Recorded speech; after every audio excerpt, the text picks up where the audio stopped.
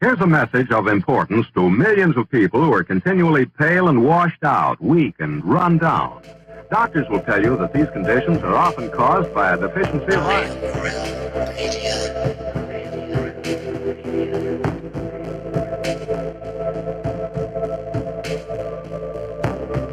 The iron you need to keep you physically fit and mentally alert.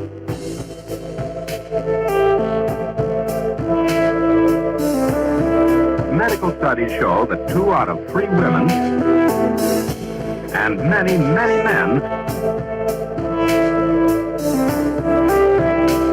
lack the daily iron your body requires in a form your body can easily use and put to work.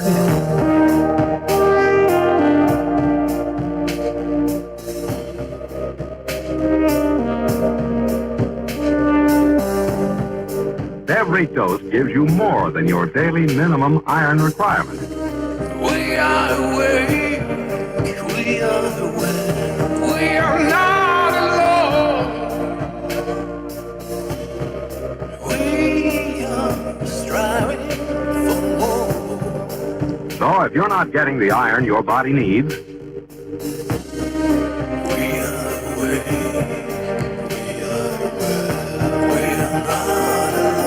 if you feel weak, run down, and are easily upset,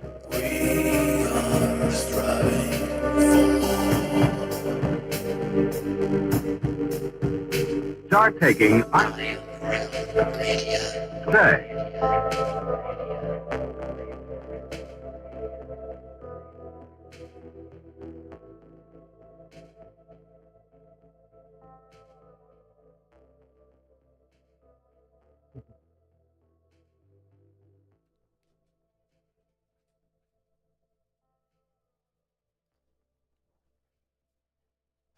Well, TGIF. Once I saw Liz popped in, I figured, you know what? We might as well just do this damn thing. So here's we are, doing this damn thing. And since we were already a little bit busy playing games, we just figured we'd go live whilst we play. So howdy, everybody. Welcome to Have No Sphere. Howdy ho. Oh. Of course, they can't. My game has no sound, so they can't hear anything. Well, that's probably best. Maybe it's better if they can't hear how bad it is. Oh. Somebody's by me. Is that you, Josh? Is that you? Are you up on the building? I got to turn the chat on, and I'm just going to ask chat. Tell me where you're at. No, we're just beta testing out the new map. Is that you? Yeah, that is you, isn't it? Who was that? Who was what? Was that Walter? I don't know who you're talking about.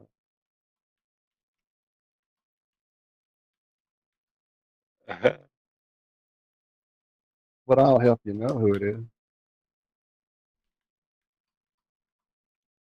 I don't land in deep enough water. Sweet. Sorry, everybody. I don't know how well this is going to work. I just don't know. Let me turn the chat on. I'm running for my life, folks. Yeah, we're beta testing the new Australia, and I just got it almost finished. Not quite finished, but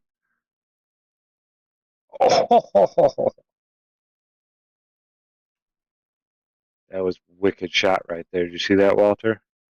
No, I didn't hear it or feel it or anything. Feel that right in your face? So how is everybody doing tonight? Let's see what we got going. I can't even go see the chat because I'll get my face shut off. Karen B, Robert Page, Liz the Iron Maiden, PCP, Brian. What's up, everybody? How you doing tonight, Karen? Oh, I see what's going on here now. I understand.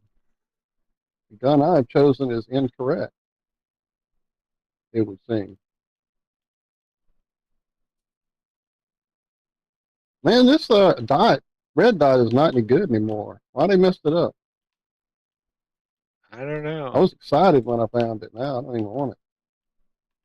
It's a See this trash gun now. Walter's hanging out on flat Earth concrete. I need a name for the thing Josh is on. What should that be? Should I name? I don't know.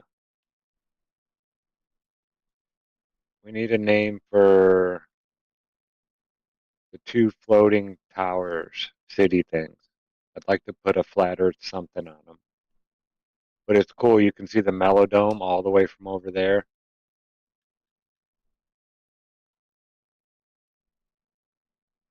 Yeah, I didn't know Austin was Australian. I missed that in his bio. Yeah, I couldn't. Man, there's not enough mountains to put everybody. I know. Aaron had the Appalachians, and then Glowbusters and Conspiracy Music Guru split the Rockies, and yeah, Dave's Flat Earth, Sun, Moon, and Zodiac Clock app. If it was a longer name, it wouldn't even have fit on Everest.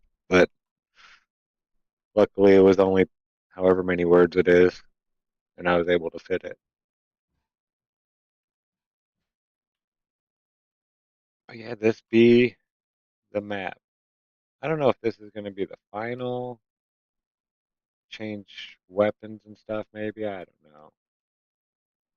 know. I would like to do like an educational one where there are no guns and you have the whole Earth and you Yeah, can that just would be go cool. around from like land to land and see all the different how big the continents are compared to each other. And I can put markers like hit your center button, Josh, and it'll bring up the map. Now the map is just Australia. I finally figured out how to do that. So it's not the whole world map and you don't even see most of Australia because it only went down to the equator. Yeah, it was all jacked up before.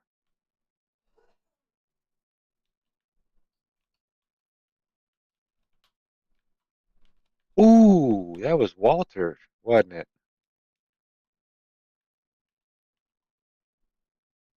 I don't know. I'm almost dead. Was it?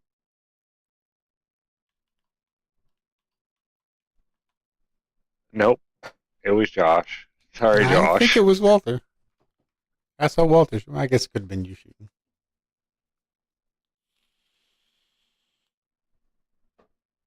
Where is Walter? I'm not sure.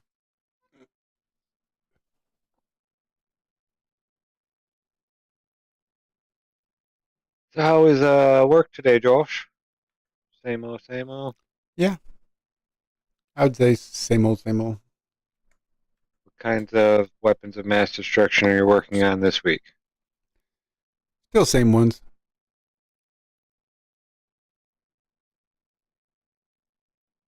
Building the mounts. Almost got this contract finished after almost 2 years.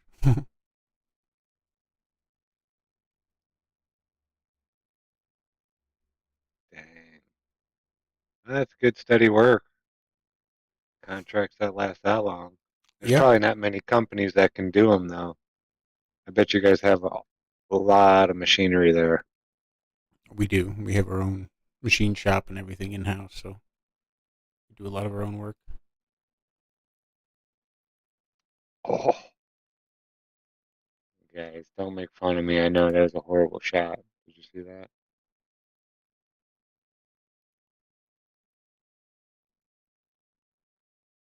Ooh. Hello, Walter. Come on, stick your head back out there, pal. Come on. I dare you. You're lucky we're live and I can't say words like I'm supposed to say to you. I double dog dare you. Can't figure out where my audio is. Oh, There we go. That was weird. who wants to see Walter take a headshot? See, this is weird though, because this doesn't have the bullet drop. Like, ooh, wow. Are you getting echo? Check 9 or 7. No.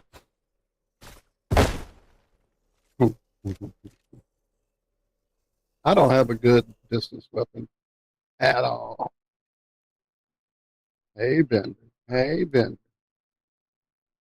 Bender's complaining because I don't put food in front of him and when he wants it.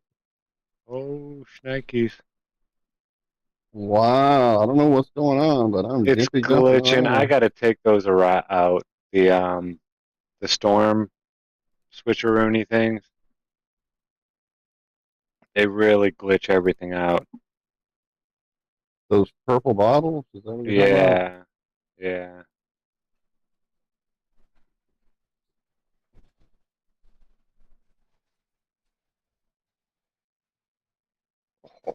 Sorry, Walt. That's fine.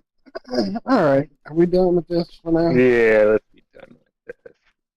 We did some shoot things. You got to We see did the a map a shooting. little bit. And that was it. We both saw a cool map. You missed the best part was flipping on the motorcycle. Brian said I throw like a girl. When I went to go throw that stupid grenade at you, it didn't go anywhere. I threw it off the top of that thing. Well, howdy ho, everyone. It's a Friday. We're on our backup channel. Until March 22nd. Illuminati Yeah. confirmed. Let me pull this up over here. I'm playing an Illuminati confirmed game right now for free for the weekend. Skull and Bones. Yeah, I tried it out a little bit. It was okay, I guess. Yeah, that's what I said. For a free play for the weekend, it's okay. I definitely won't be dropping their price tag for it. And then I saw a story go by, I guess because I started playing it, the developers are uh, justifying their $60 price tag because it's a quadruple A game. And I'm like, I don't know about all that. It's a fun free game for the weekend if you want to be a pirate. But I don't want to be a pirate. But yeah, it's piratey. Yeah, I got Trying to about get everything open here. maybe 10 minutes into it. Right when I was supposed to go land on the shore or something, and I was like, all right, Oh well, you didn't even start playing the game then. yeah, I know. It was all right. I'll give it a chance another day. I was busy Yeah. today. And then I don't know how it works for multiplayer. I see other players' names over ships as I'm sailing around, so I know it is a thing, but I don't know how to like make it be a thing. How to go find you, whatever. I haven't Yeah, figured like it where out. you'd be on this same boat or something like that. I don't know. Yeah. You see they're Yes, redoing Brian Pirates of is the agreeing. Caribbean, The movie or the ride? the movie. It's They were not. already redoing the ride, right? Yeah. Taking all the questionable things out of it. Oh, awesome, Liz. I'm glad to see you found the video on your private message telegram. Well, good. That means I can still put it up. Nobody else will see it. I mean, nobody else will have seen it. I did practice a bit today, but I didn't have a. I've been rearranging my guitar setup because of the horrible old electrical circuitry this house has. I have the most horrible, dirty electricity for amplifiers that there is. So I've got like a hum reducer that I plug the amp into, and then I have a hum reducer that goes through my pedal board setup, and hum reducer in the chain of my wafet. It's the whole thing, and it still doesn't help much because I'm trying to do all the easier, cheaper solutions that are out there. 40 here, 20 there, 60 there. I'll probably have to go and drop the big money if I want it to really work, and I just can't see doing that. I'm not trying to perform for the masses. I'm just enjoying myself in the bedroom. So paying almost $600 or $700 for an electrical conditioner or whatever they're called. I can't see doing that. Until I get that big gig, then I'll have to drop that big when I have to start practicing for the Alex and Jam tour.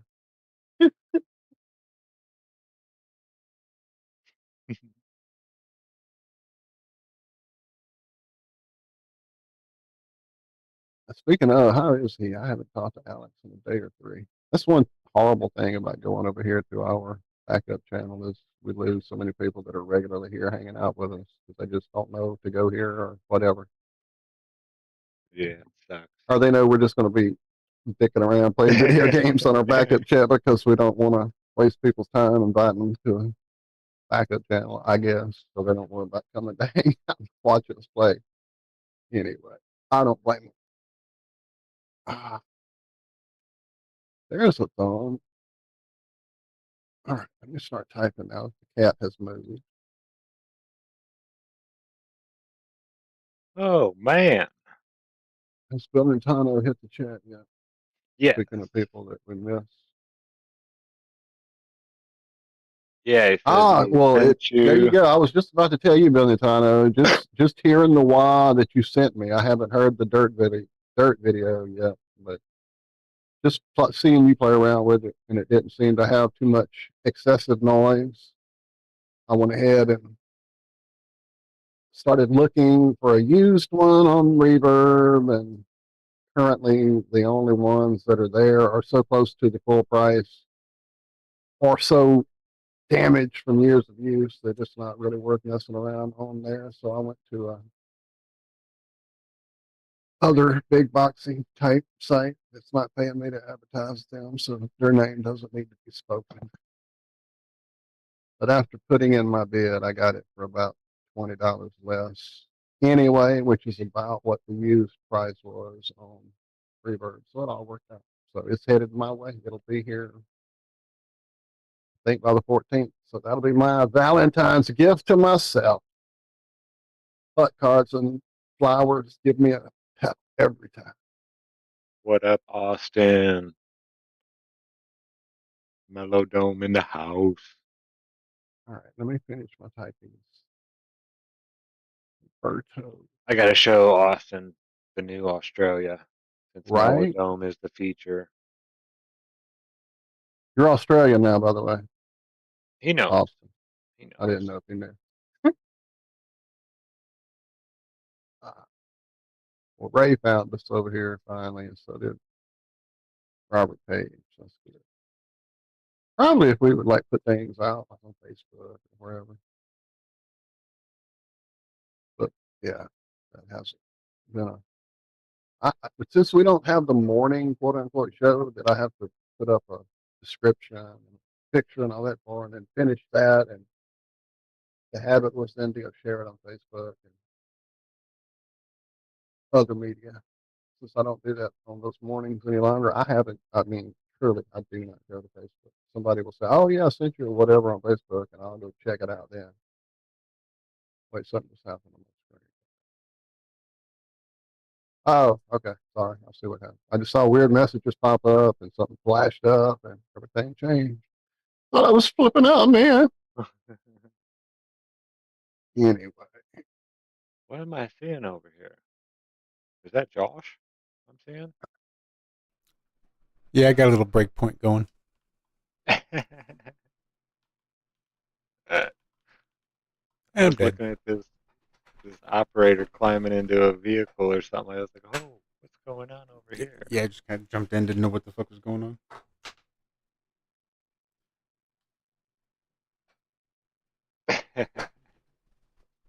Did that happen? Because it happened when I hit share screen. Really? That's crazy. That is crazy. Yeah. Get rid of that shit. oh, I see. Oh, sorry, Liz. I had truly moved my microphone out of the way to play the video game, and so now it's way far away. Sorry. Is that better? Can you hear me now? Now we see. Oh, and I also have my fan still going. Didn't even turn it off. Didn't think about it because, again, fucking game. Is it the sound of the noise of the fan? Is that what's going on? Is that what's messing it up?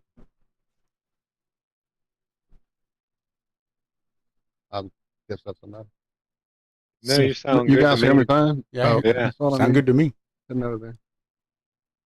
Cool deal. Oh, As long as okay. y'all can hear me, I don't really care the rest of it. Just kidding. Yeah, there you go, Austin. 2 airships. It's neat with these vent things. You got the flat Earth balloon launch there. Flat Earth concrete. that flat fellow. You got the. I need a name for this. I want to put flatter or something. That's somebody who hasn't found us over here at the time for sure. And then we got the condos over here. Yeah, it's cool because I get to add a lot of stuff. You're not sharing screens anymore, Zach, if you thought you were. I'm not. Oh, I'm not. Jeez, oh, Pete. Cheese and crepes. Cheese and rice. There you go, Austin. Oh, Mellow dome Austin with the forgot to two pick up airships. blunts. I live so far out in the country that it's hard to get good blunts around here. Everything's always old and dry and cracked. It's hard to get fresh wraps around here. So I just gave up a long time ago. But I did throw the link in the chat if anybody wants to hop in and hang out. Can't even remember the last blunt I smoked. Oh, damn, I left a chest floating. Speaking of which, I need to hit up Daryl. Hey, man. Hey, man. Hey. Rizzo says, hey. LC King's Villa.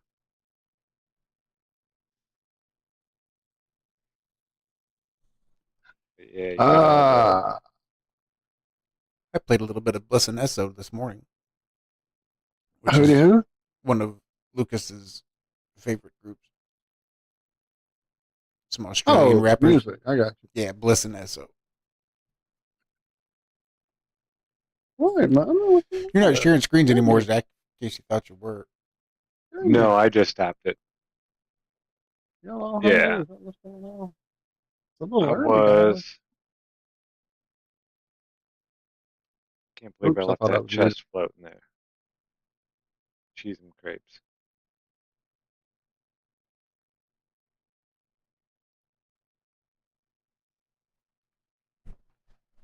All right, all right, all right. What's been going on in the old? I never get. They usually in the mornings. I don't get all the good stuff anymore. It's like Monday, Wednesday, and Friday. NASA stuff barely ever shows up on my phone's Google search now. It's weird.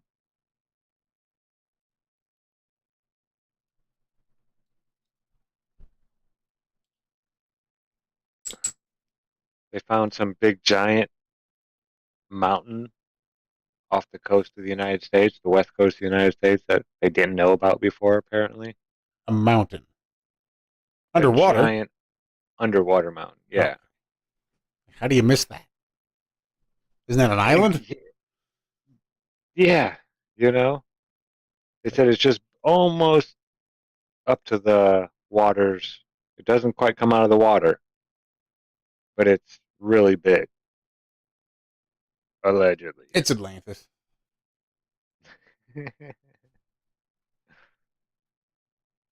Allegedly. Allegedly. No, I like I Tommy's had put idea a of Atlanta. story in the show prep about, I think it was in Lake Michigan. Let me go pick it up, make sure I'm not lying to you. I Yeah, probably we had have. You talked know about how that a I couple am. different times. Allegedly.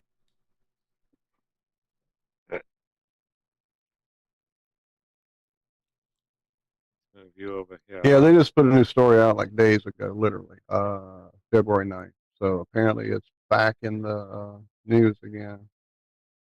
And now apparently they found a rock carving of what they believe is a mastodon under the water there. But basically a layout of the Stonehenge-like structure and all the same stuff. It was just a new story about it, I guess, because of that mastodon-like image. They seem to have. I don't see that at all, but hey, whatever you say there, science guy. I mean, I kind of see it, I guess. Here, I'll show you the image. I can share, can't I? We're on video show. Uh, Are you sharing screens? I think no. No. Here is the image of the mess. Oh, Lord, where is it?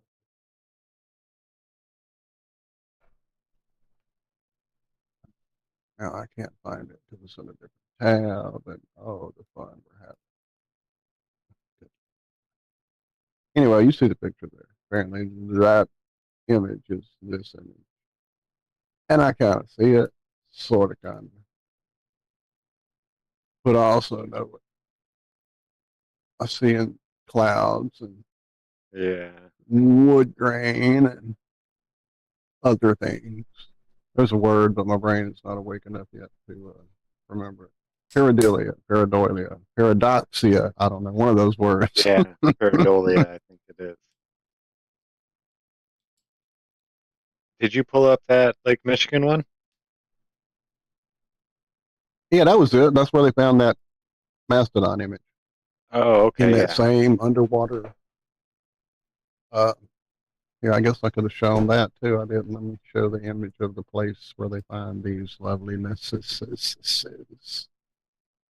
There it is, mini Stonehenge. How deep? The Uh, da, da, western da, da, shore da, of da. Michigan's Lower Peninsula. Now, what would you say the difference between an underwater structure and a structure that's underwater? I'm gonna think that an underwater structure is one you built there intentionally, and that a structure that is underwater is one that's been inundated. I don't know. That's how I would read it Semantics. I too. would. Semantics, I Yeah. suppose. But still, just seems bold to call it an underwater structure. Hmm. Just because it's a structure that's underwater. Uh, The trillionth I saw they were decade launching year. something as I was about to take a nap earlier today as well. Or maybe they had launched it and I just saw the video go by. Did it make it? Or did it blow up too? Or I have no clue. I did not watch. I don't know who launched what, where, or when. Did you read any of that article about the inflatable space station, Walter? oh yeah. Oh, I had to. Because that's how vacuums work. Yeah. Inflatables. In a vacuum. Inflated. There you go. Yeah. SpaceX Starship chosen to launch Starlab inflatable space station. ExtremeTech.com. Now, is this the same one they blew up on purpose, or is this a new one that looks like a giant space dildo, or which one is this one? I This love is- that Extreme Tech is just a fucking bounce house.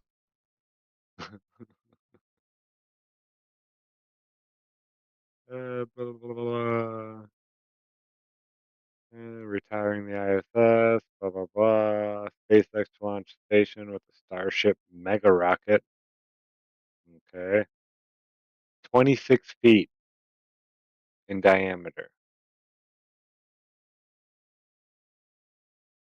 which happens to be the same size as Starship's payload bay. I hope they gave a little wiggle room. They get up there and they find they can't get it out. I mean, it's inflatable. Yeah, seems like it has some give. Yeah. Deflate it a little if it's not going to get out. Make it smaller. It's not rocket surgery. Fuck. 450 cubic meters, half the size of the ISS. However, the ISS did take years and more than 40 launches to assemble fully. Really? Really? Really? Where? Show me. Yeah. None of these were announced like, hey, we're building a space station. It was like all of a sudden one day it's like, hey, look, we have a space station. 40 launches later. Yeah. Ta-da!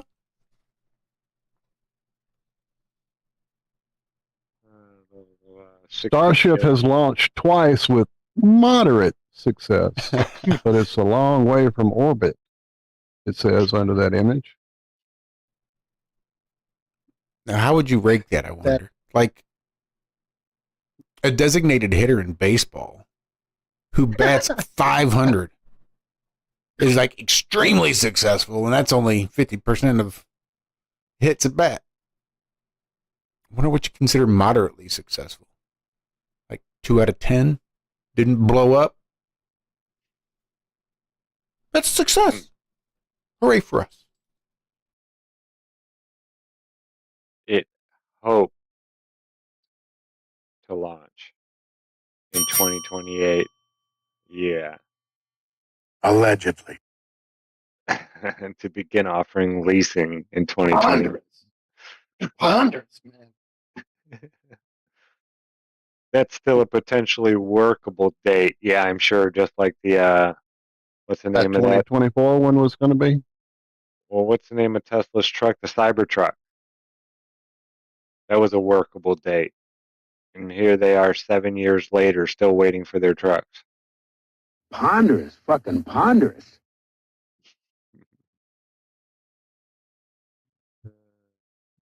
NASA says that it's currently planned for 2030. ISS being retired. Wah, wah, wah, wah. Right. Well, if they can ever get past those rapid, unplanned disassemblies, they would probably get up there, I would guess. I'm just not an engineer or anything. I'm just layman looking at it from my armchair. But it seems like you'd want to work that out. Oh, before you Cami start has company planning. over, Liz. Fucking thing sucks. Austin said he's going to join as soon as he gets home. Sweet. Yeah. Go pick up You are them certainly blunt wraps. welcome to join the call as well, Brian. I see you there in chat. Oh, yeah. Hell yeah, Brian. We need to get together and do some Breakpoint or some Wildlands. Wildlands. You guys calling out all these games I had never going to I don't even know, right? Wildlands Hell, for that is a matter, good we one. could do some Red Dead again one day. I know that dude. There he is. I'll let him in. Open the door and let him in. Ooh, yeah, yeah, let him in.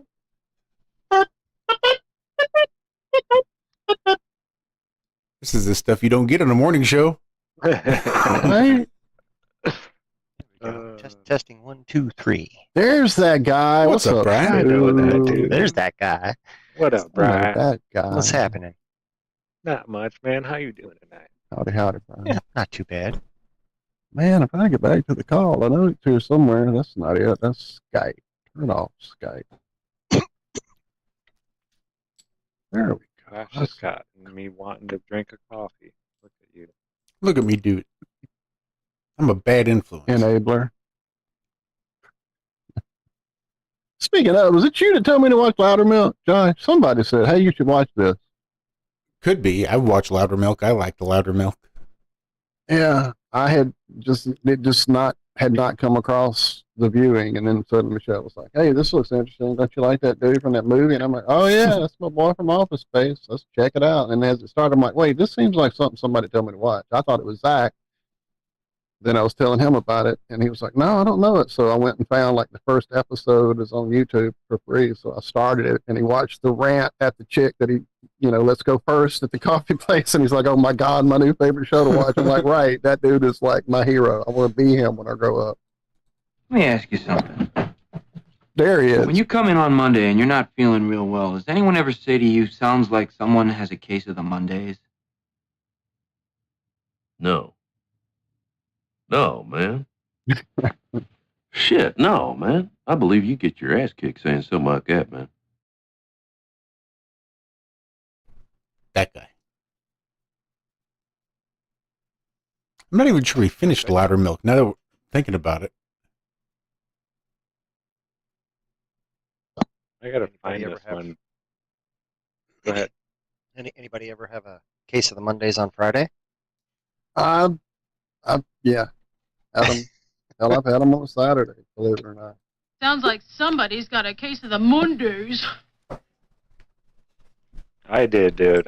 After the show today, me and Walter got done messing around with the Australia map that I was working on. And I get word that I was waiting on that one map that was held for diversity and inclusion.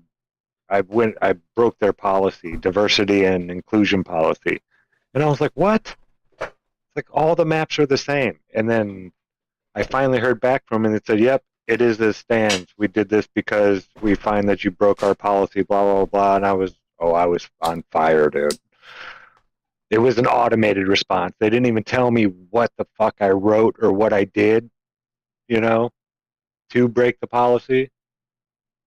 And I was like, all right, fine. I just went and recopied the map and redid it real quick, and then, bloop, and now it's up.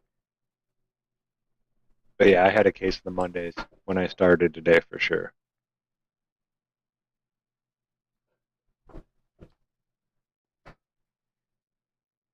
What'd you do today, Bri? Did you work? Yeah, how's it work? At work all day. How'd that go? Not too bad. It was a little slow. We're working on one van, and we're to the point where we're missing a few key things to continue to build. So it's kind of one of those days we gotta make up a few things to do. Look busy. Yes and no. We kind of had an intervention for our boss because he has not been doing his job. That's always fun. So Sir, you've not office been doing manager- your job, and it has affected my life negative in the following ways. Uh-huh. Great. So the office manager girl that he had hired to kind of take over some of his duties because he's so busy. She's kind of had enough of his bullshit already since she's only been there for about 6 months.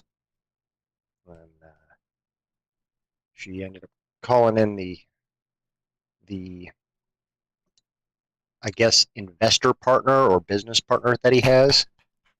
So Called him the money man. I think so, yeah. But like Bossy, he hasn't in like 3 weeks. She sent him emails to say, "Hey, we need an answer on this. There's other outstanding bids that we have, and customers are calling, wanting to know this, this, and this," and he's just not responding to anything. So, yeah. So all in all, yeah, he said it was a slow day. The boss hadn't been there all week.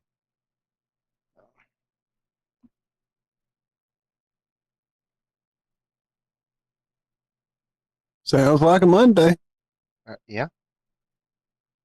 For him. It was like a weekend for us at work there because he wasn't there, which is just fine. He needs to stay away more.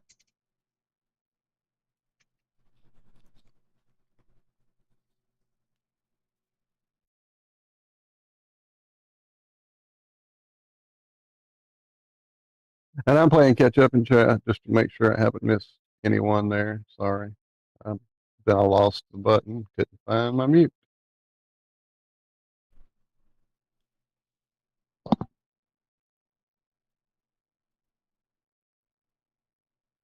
Yeah, You been never down had to any do that rabbit with holes boss. lately, Brian? Not really. I've just kind of been laying low, just living life and going with the flow.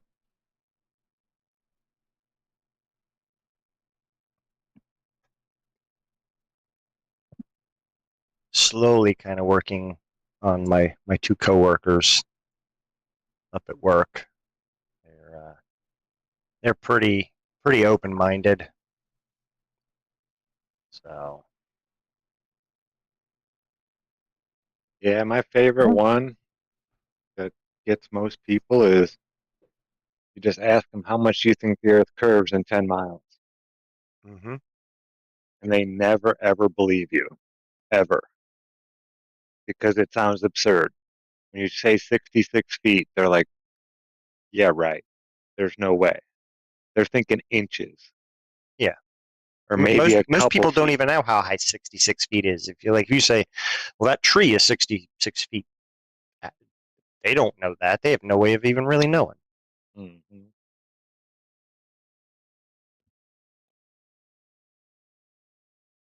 But yeah, when you tell them that, it like short circuits something. And make sure you tell them to go check. It's like, no, don't take my word for it. Go find this out for yourself. pull up any Earth curve calculator type thing you want to bring up. I saw someone had a picture of a globe. It was like a video, and it said the average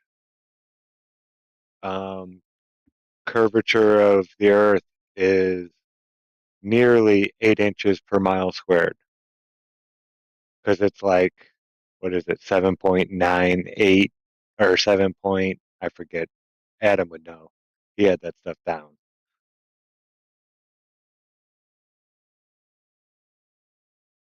But yeah, it's not quite 9 or 8 inches. It's 7 point something. It might be 9.8. I forget. But like 8 inches is practically accurate. It's as good as accurate. Yeah. For like the first 100 miles or some shit. So I think 8 inches per mile. What's up, Brian Gasca in the chat? Good to see you, brother. What's up, Bri? Good to see you there, Brian. And I'll probably go in for a little bit. I've got one mount ready to test out and get ready to touch up paint. So I may go in and just test that one mount and go home. The boss is going to be there from like 6 a.m. to 11. So I may go in 7-ish to 11. I'll probably just go in 7-ish and see how much of that mount I can get tested and then come home. It's like never a long day. It's always just a few hours in the morning on Saturdays. But still. So what's the allowance that you get? I earn my own money. No, you know what I mean.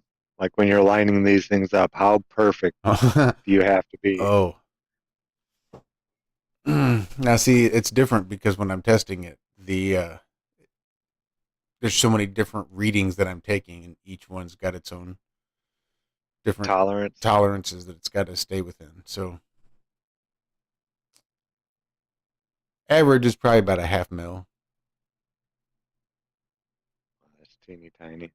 It is teeny tiny. So like, and you're dealing with very big pieces of metal, right? Well, it's not like moving a piece of wood. It's about the size of a bread box. We'd say bigger than a bread box, only slightly, but it's about the size of a bread box. But it's 104 pounds or so. It's a hefty piece of machinery. And like when I'm talking about a 0.5 mil on the inside, because it sits up there and it holds the telescope that they're going to look through, and you can turn it so the telescope goes this way, the telescope goes this way, and it makes all sorts of different adjustments. But to turn the handle, then there's gears that connect the handle to whatever's turning. And it's the teeth in those gears. And this is like a close-up picture as the teeth go together and they run. I measure the distance sort of between that teeth. So when one tooth in the slot between the two other teeth on the gear. So I'll measure the backlash and I'll get the accuracy on one way. And then I'll measure sort of the distance between those two gears. And that has to be within like a 0.5 mil, or depending on which gear it is. Sometimes you get a full mil tolerance.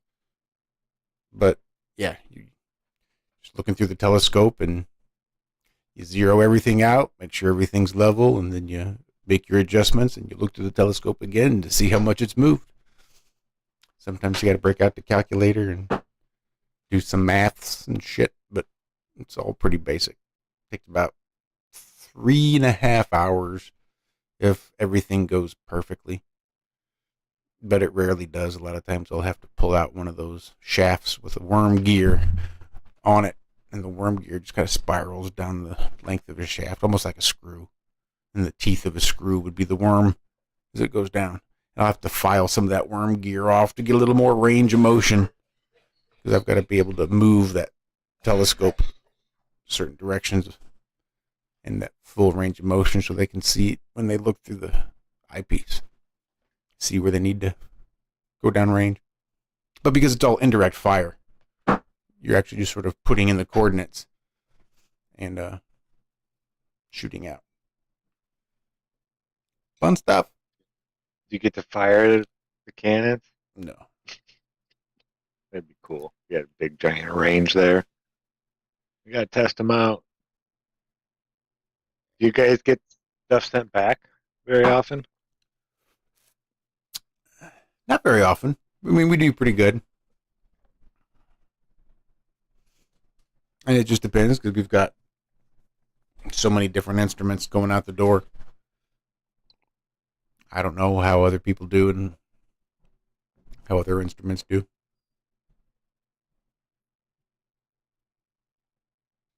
It's just wild. Really is. It's absolutely crazy.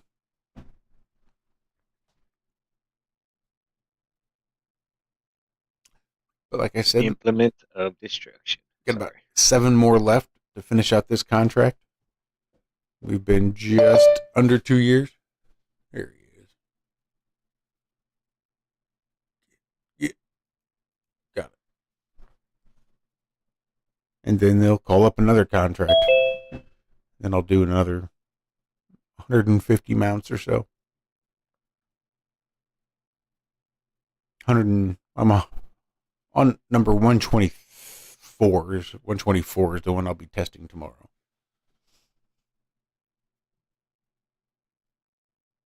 That's crazy. I wonder how many people they have making those. Not very many.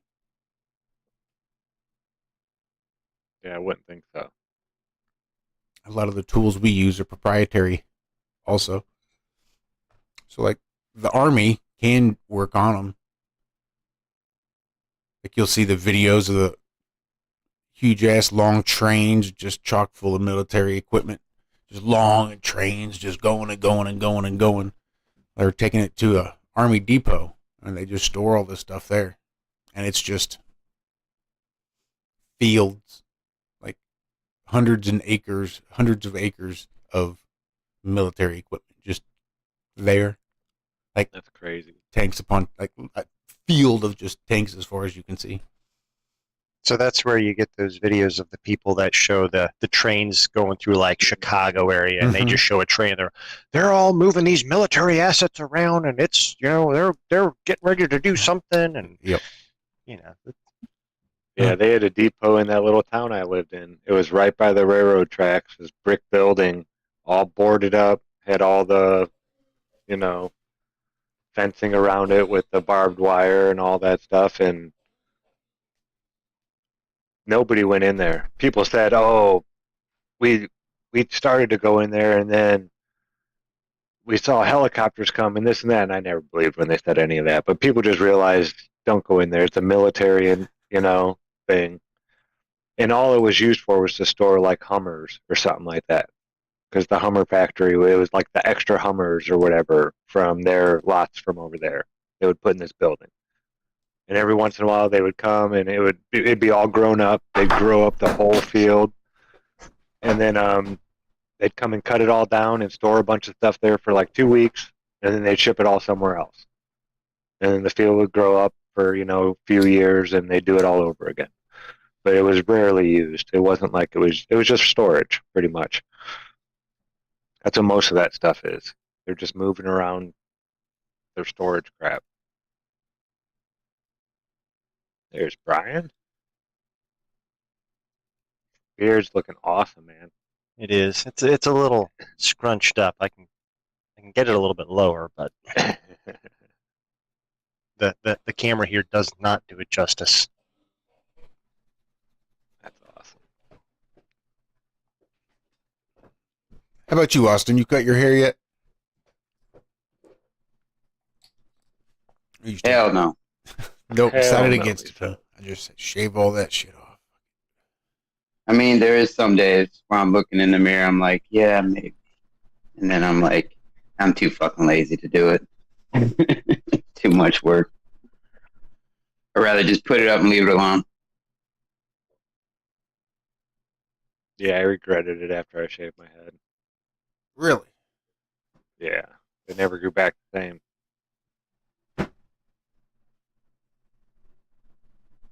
Just gotta let it grow. Long hair don't care.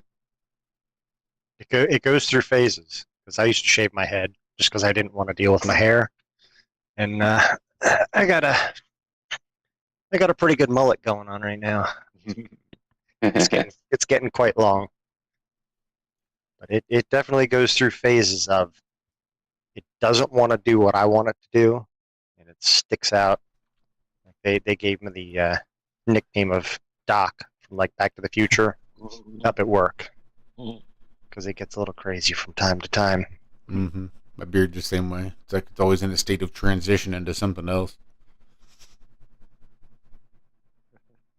My beard's straight. It's just in the transition of getting there. Mm-hmm. Or it's straight and it's just in the transition of not being straight anymore.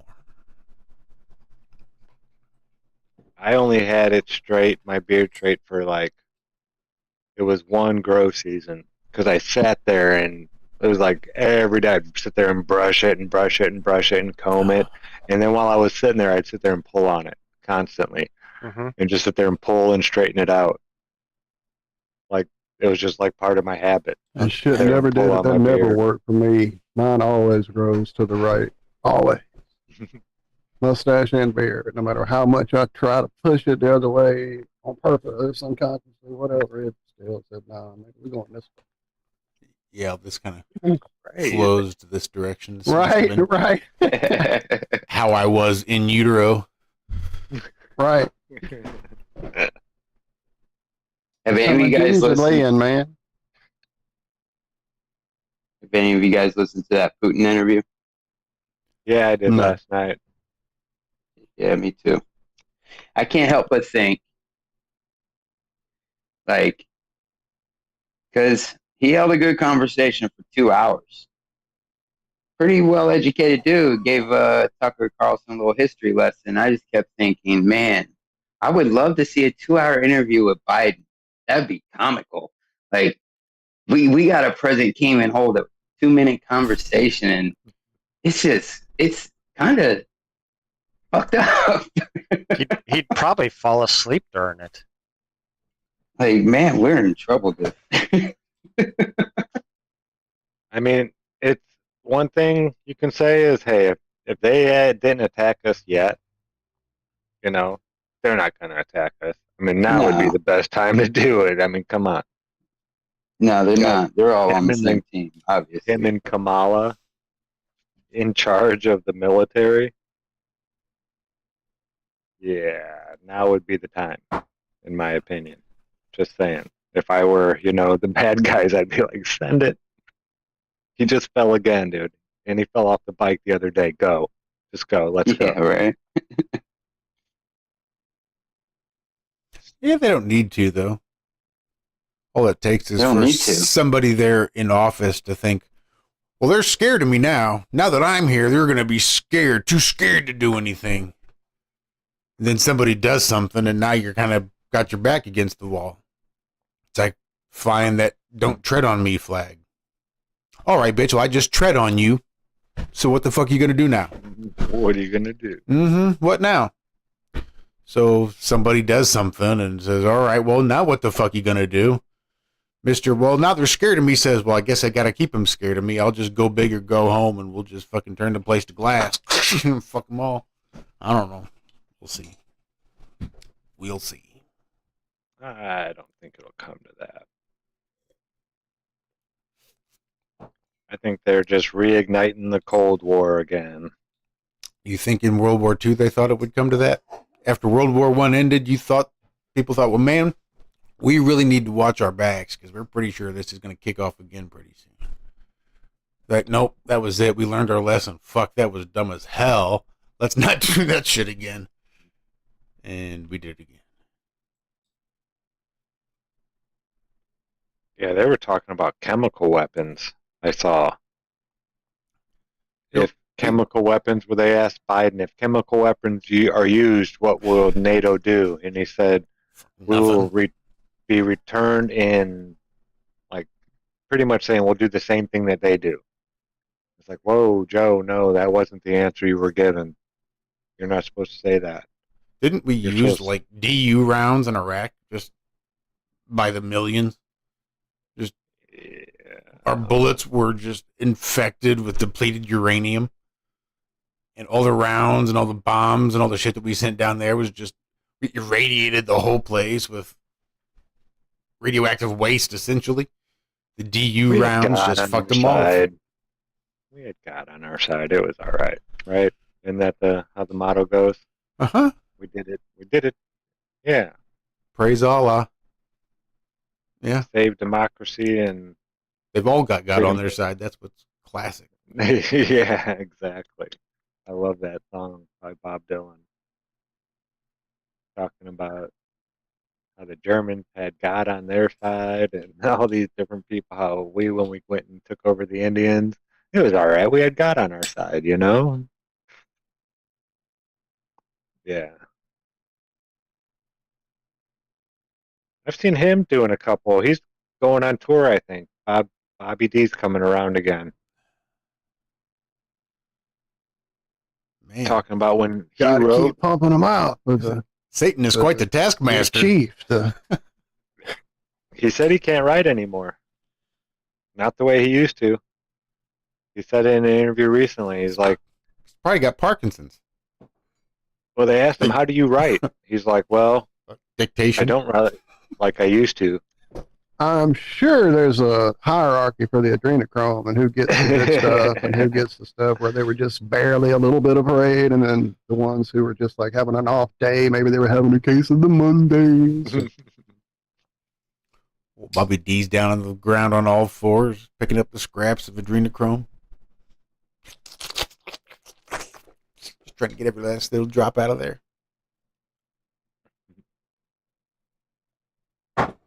Yeah, he was talking about the song It's Alright Ma, and how he can't write songs like that anymore. How when he was writing those songs, it was almost magical, like it was given to him, he said. Darkness at the break of noon, shadows even a silver spoon, a handmade blade of the child's balloon, eclipses both the sun and moon. To understand you know too soon, there's no sense in trying. Yeah, it's crazy, dude. That's one of my favorites of his songs. Has he tried AI? Isn't it? So they had that anniversary for We Are the World, I guess. And I was listening to the radio and they were recounting an anecdote from the recording. It was like the Grammys, I think. It was the night of the Grammys that they had to do the recording because there was really no other way. American Music Awards. Is that what it was, the AMAs? Yeah. Because there was no other way to get everybody in a recording studio at once. So they kind of hijacked that night after the fact and got everybody in there. They said Bob Dylan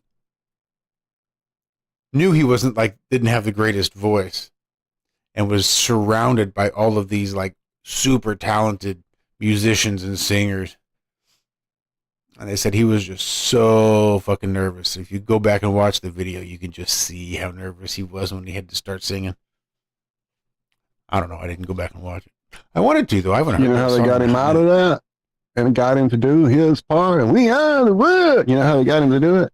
Fucking Stevie Wonder is such a mimic of other people that he literally sat there at the piano and did the Stevie Wonder voice to teach Stevie how to do his fucking part. Go watch the thing on Netflix. It's pretty amazing. That's crazy. I heard Michael Jackson had fucking snakes and monkeys and shit that were everywhere. I think they might have been in his recording studio or something because it was a snake that he had lost a couple of weeks ago and they just happened to come across it. Yeah, they talked about that snake in the show for damn sure. Just knocking shit over and they look over and there it is. Yeah, I lost that a couple of weeks ago. Fuck that. Or maybe that's when Lionel went to his house to write the song maybe with him and that happened or something. Yeah, definitely. It was pretty nuts. I'm pretty sure it had, because Bobo was running around getting into trouble. What is the most insane part of it that I never knew ever for all the years, even though I was saying the Huey Lewis part, I didn't know that section he sang was originally intended for Prince. Of course, it wouldn't have been done in the Huey Lewis style. It would have been Prince style, but that section that Huey Lewis does solo, he wasn't going to be a solo guy. He was just going to be part of the chorus. Like a lot of the people there you see on the chorus are not doing solo spots. and that's what he was supposed to do. But even though they hijacked Sheila E. after the AMAs, hoping she could entice, or her being there would entice Prince to show up, he didn't. So Huey Lewis got that part. He fucking nailed it. Following Michael. I mean, come on.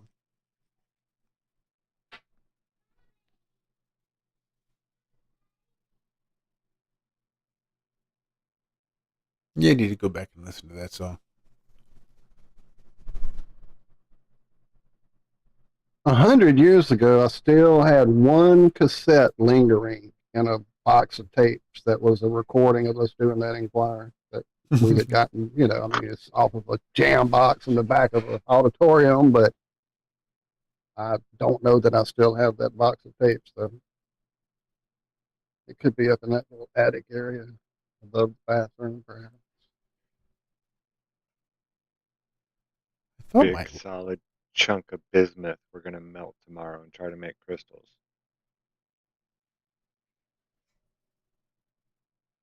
That'll be good.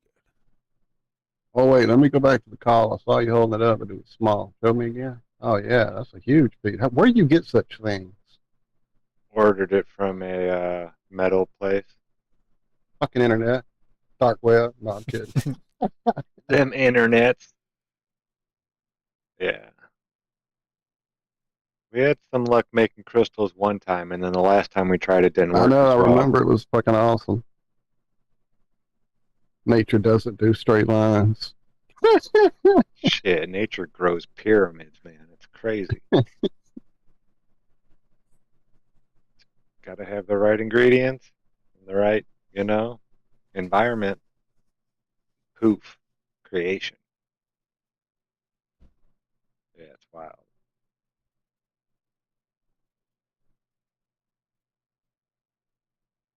Oh, so what's been going on with you and Free World over there, Austin? Are you guys not able to get it going? Yeah, I have no idea how to work that. Kind of gave up on it. Yeah, I don't blame you. I tried OBS a couple times and tossed it over to Chris. He gave up on it. I mean, it can't be that fucking difficult, can it? Well, I can get me on there. I can't get me and his audio on. So every time I've attempted to produce our show from my end, because Josh either had to do something or couldn't be there, I could get me on. It didn't matter what we were on, Skype, whatever. I watched the OBS. I've got me a scene set up.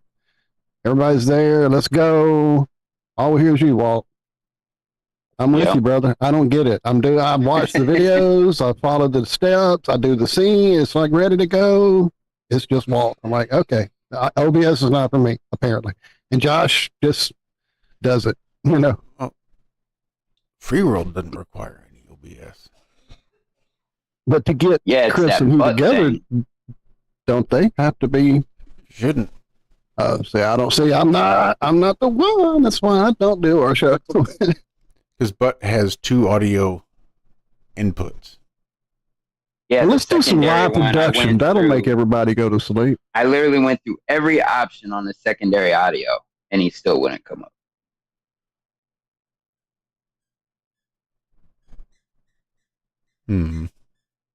Because that whole list will come up for a second. I went through each one, and it just wouldn't work.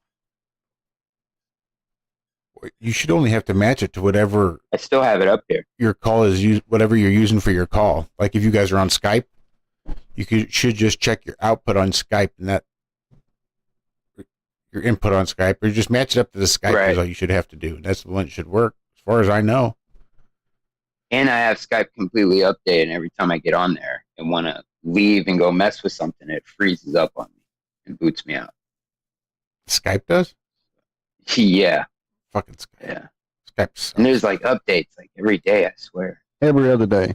And for that little period where I was trying to figure out with my new interface, it has the extra hour for the other channel, so I can definitely do audio and music, right? I can play my guitar.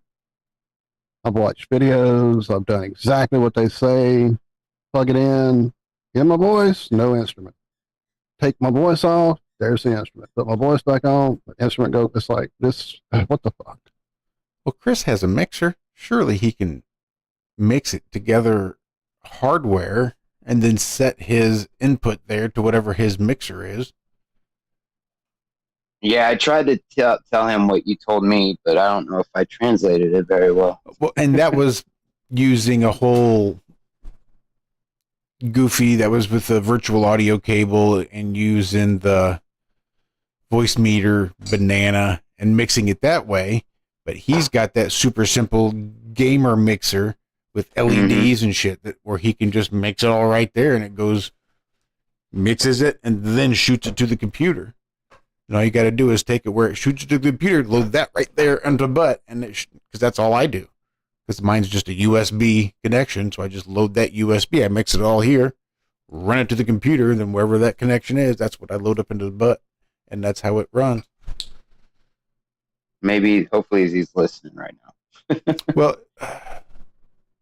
we could even test it. I don't know. I've not spoken to Billy Ray in fucking forever. I don't know. I'm kind of surprised we broadcast on Monday, Wednesdays, and Fridays. I don't know what the hell's going on. No idea.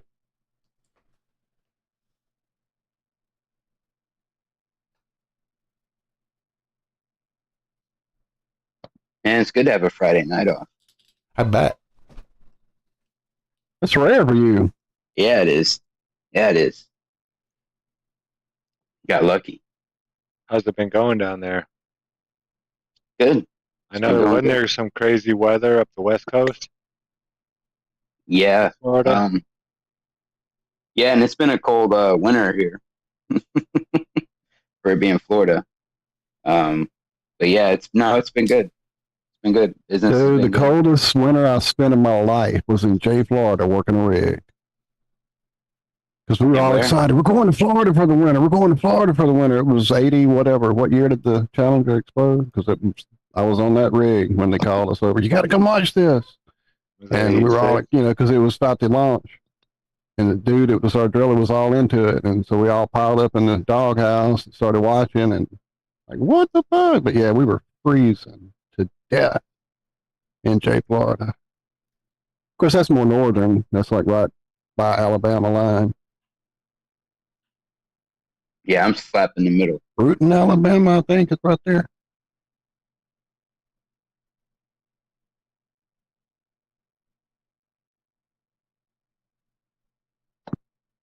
Bruton, Alabama.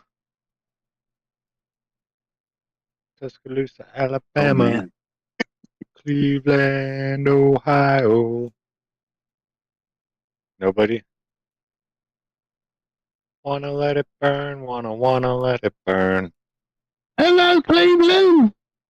Hello, Cleveland. Wanna let it burn. I'm going insane. Riots on the streets of Miami. Yeah, I would love that song. I used to sing that at work every day. And this one little old Mexican lady came up to me one day finally, and she looked at me and she got real close. She goes, Mota? I was like, yep. Por favor. See? Donde es Motero?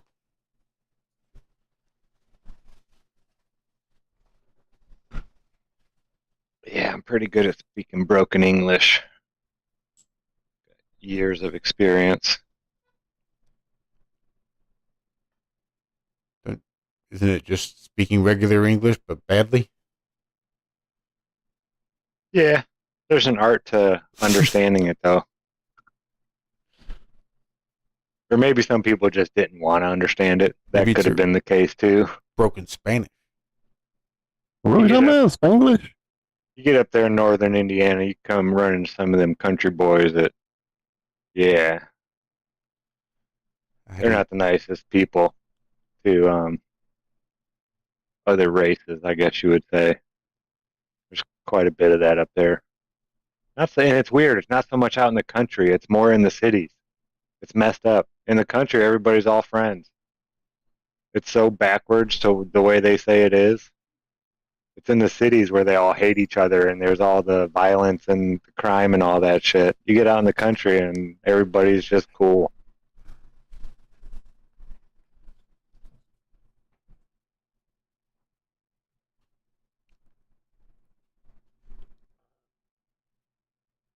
What's the immigration status by you there, Brian?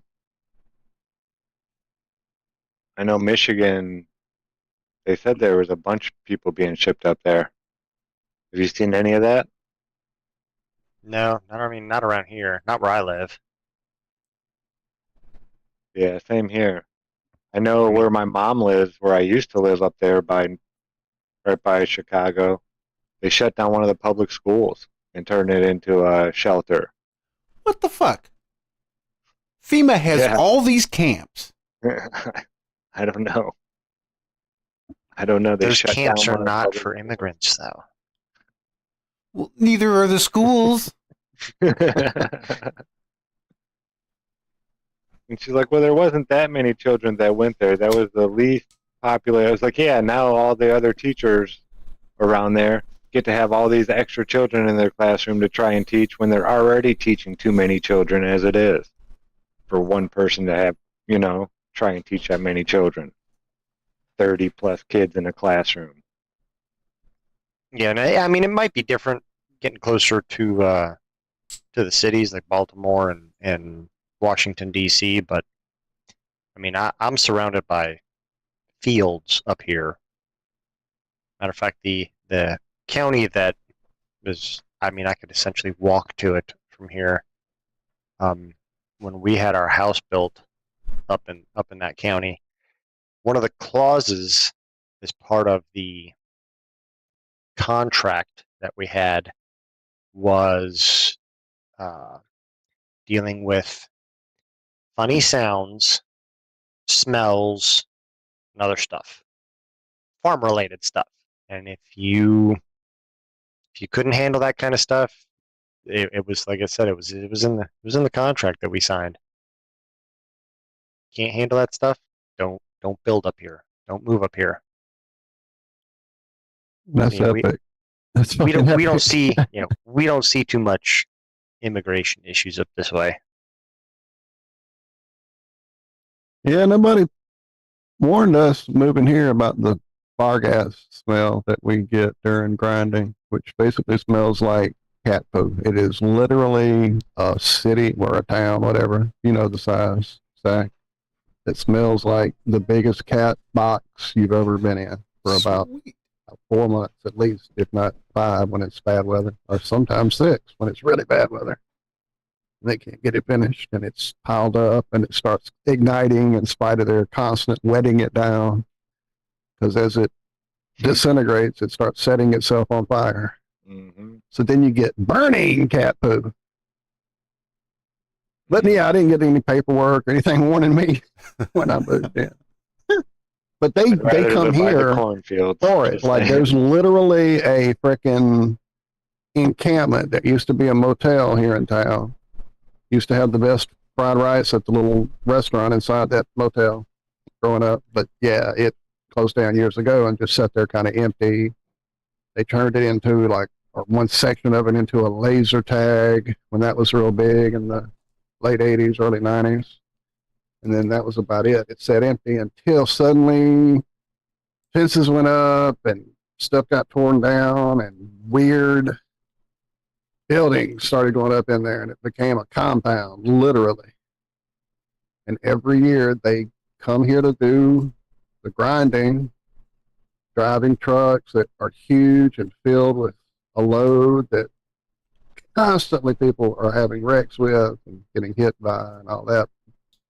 Years ago, like growing up, it was like that. So it got even worse once they started showing up with, I don't know, driving on the wrong side of the road. I mean, literally, you see that constantly. Anyway, but they have to stay at the compound after 8 o'clock. After 8 o'clock, they're not supposed to be anywhere in town. They have to be inside that compound.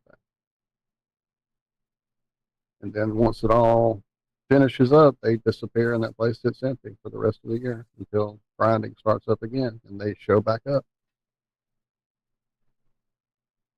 I remember being maybe. There was one family during grinding one year that bought the house next to us. That was the people that used to have that car that would race the engine at 5 in the morning when I was live on the show with y'all. And they lived there during one season. And I mean, I knew them. We would talk across the fence. They would get my mail. I would get their mail, that kind of thing. And real nice family, young guy, young wife, young kids. And suddenly they're not there for a while, and the mailbox starts getting full. And then one day there's a really strange car out there that is just screaming government. So I'm standing out on my front porch there, just kind of keeping my eye on things. And the lady comes out of the house, approaches the fence, and asks me, "Do I know these people?" And blah, blah, blah. Of course, I'm like, "Yeah, I don't know him. I know his name is Jesus, I'm pretty sure, but that's all I know." Because I didn't want to get involved with that shit. Apparently, they blew town and owed money on the house, and I don't know. Craziness.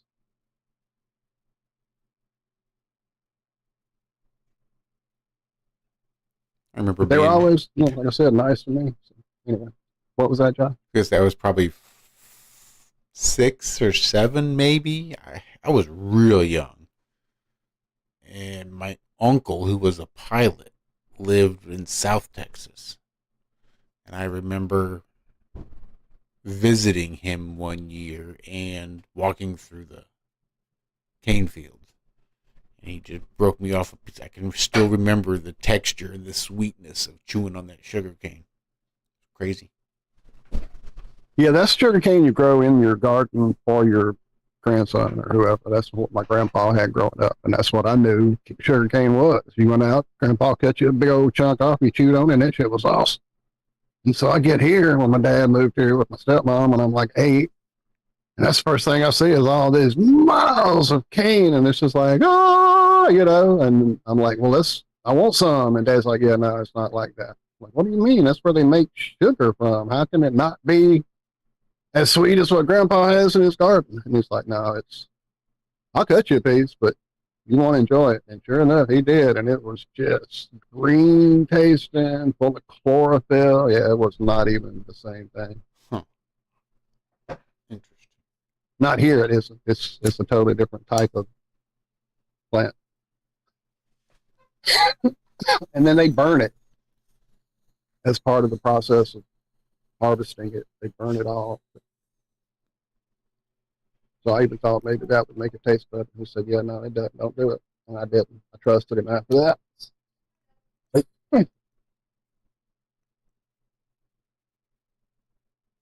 Yes, we do keep your sugar addiction going. Thank you very much.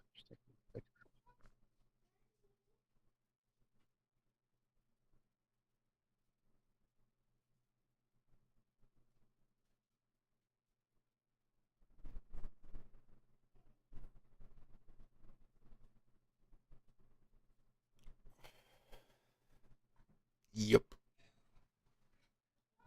I broke it. Sorry. I didn't mean to break it. Broke It's it. right. Wow, everybody left. Oh, no, they didn't leave. I see y'all's name now. But when I came back to the call, it was just me and Zack. I mean, me and Josh sitting here that I could see. But I see your little gray names now.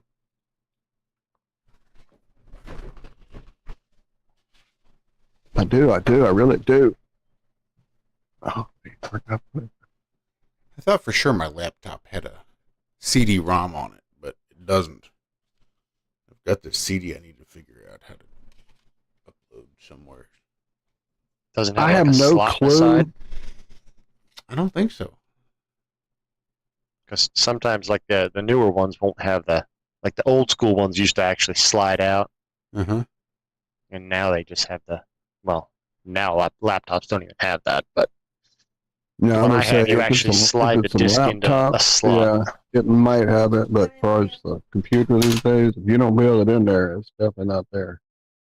I had to purchase. Well, I didn't actually purchase this. A buddy of mine had it and didn't use it anymore. In fact, it's so old of an external disc player that it has two. Like there's one wire, but at the end it splits off into two USBs you have to use to plug it in for some psychotic reason. But it works when I need to make a disc for the car or play a DVD in here or whatever. It still runs as old as it is, knock on linoleum. So I'm sure these days you could probably get a much better version of it. That should help you out with your situation. Dixie might have one on her laptop. Ah, there you go. Or I've got one of them old computers downstairs, might have one on there. I read from my dad's book that he wrote many years ago. One of the chapters was Letters from Upstream, which was what he would title the letters that he would send to my sister and I after he moved out and divorced my mom.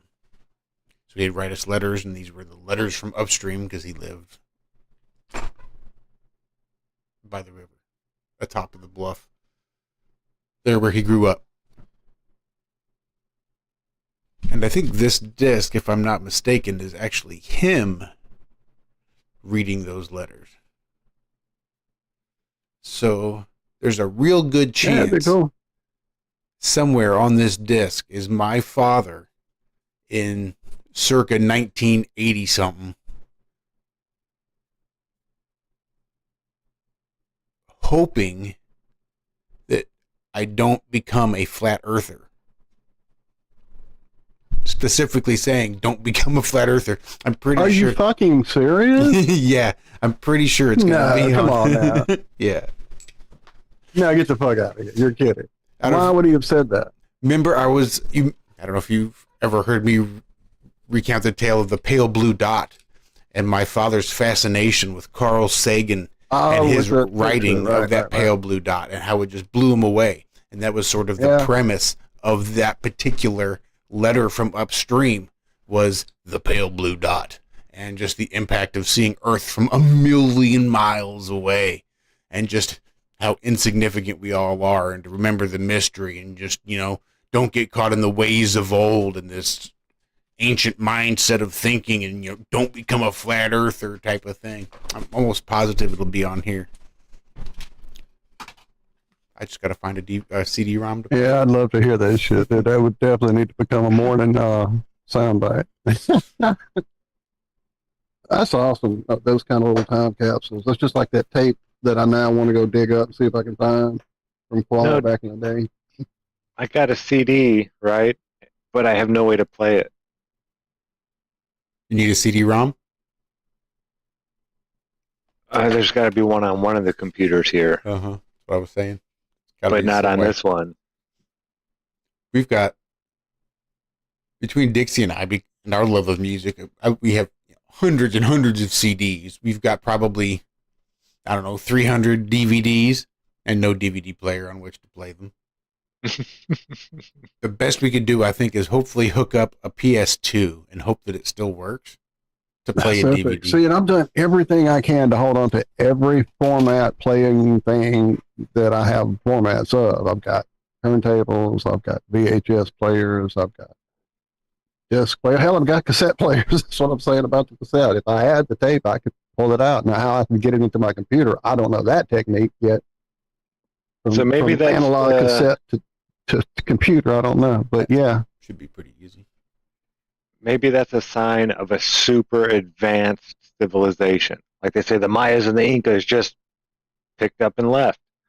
Well, maybe like everything they had was so super advanced, they didn't have CDs or cassettes, or they didn't need to write shit down. They were living even more advanced than we are right now, to the point where there wasn't paper or anything like that. It was all probably, a little pad on their arm, and they're like, do. Or if you just have full photographic memory, where you can just automatically recall every single detail throughout your entire life, and you don't need to record anything because it's all stored up there. But yeah, it sounds like now. I mean, we have all these things, but we have no way to even play it. So in 100 years, most of this stuff will be gone, just destroyed and turned into something else, and nobody's ever going to find any record of CDs. No, because we didn't have them anymore. We didn't use them for 1,000 years before we destroyed ourselves. There's a song that Pandora plays for me every once in a while on the radio station. I don't even know the name of it because I don't look at my phone while I'm listening and working. But it's like, maybe you should have seen it in color.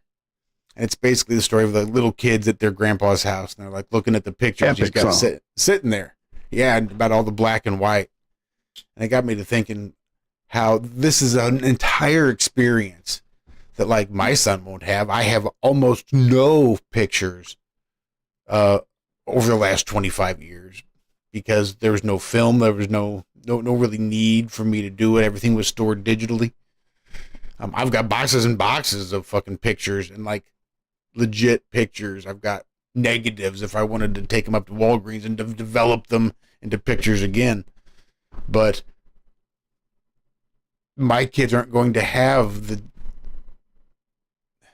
any of that awe stuff. of sitting down with older generations and looking at those pictures as they're faded and just the degradation and having to relive the stories and the stories behind all of these pictures. And even then, by the time they get their little implant plug in the back of their head, they'll be looking at your digitized phone pictures like, what kind of ancient shit are you showing me, Grandpa? right. And just think, how far back does that go? Right, where they were doing cave paintings, and then what, they're out there making sculptures. Right, well, you saw stone that sculptures. mastodon earlier. What the hell I kind of? couldn't see it. So How do they expect that to last out there? What kind of moron wants to go out there and start standing up rocks in the middle? They're going to lose all this classic tradition of the cave paintings and scratching our names and our putting handprints on the wall in our cave.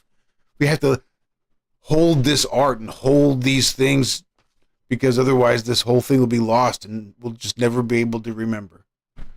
There'll be generations and generations of information lost because we're not scratching the shit on the cave walls anymore, or because we're not taking Polaroids, or because we're not uploading our fucking phone to our brain implants, a la Elon Musk's neural. but it's still happening. The archaeological aspect of it all. Even as I'm sitting here, I pulled up a story Michelle sent me yesterday from Hot 107.9's site. Well, here, I'll just pull it up and show it to you. My niece's fiance, Paul, works or helps people work or whatever at this local bar that's been there forever called the Loose Caboose. And somewhere in the back, in a box of mixtapes, he found Rich and Vanessa's Drinking mixtape. And it is a small snapshot. Here, I'm trying to pull up the damn picture. Here we go. Yeah, I was actually going to say something about mixtapes. Forget about CDs. How many mixtapes are lost to time? Right. So this was it. This is the tape. It had like little like drawings on it. There's a joint. There's little jokes, local people they know. And the fucking playlist is epic. Like, Paul went and saved the playlist on Spotify, and it's just like anything awesome from the 90s, early to mid 90s. And then even other stuff. There's some fucking Dick Dale on here. There's some Harry Belafonte on here. There's some U2. I mean, it's just an epic tape. I've already got it saved on my Spotify. So, yeah, the little things are still out there. And I know at some point in the future, whoever digs through this pile of shit of mine is going to be going like, what? I forgot about that.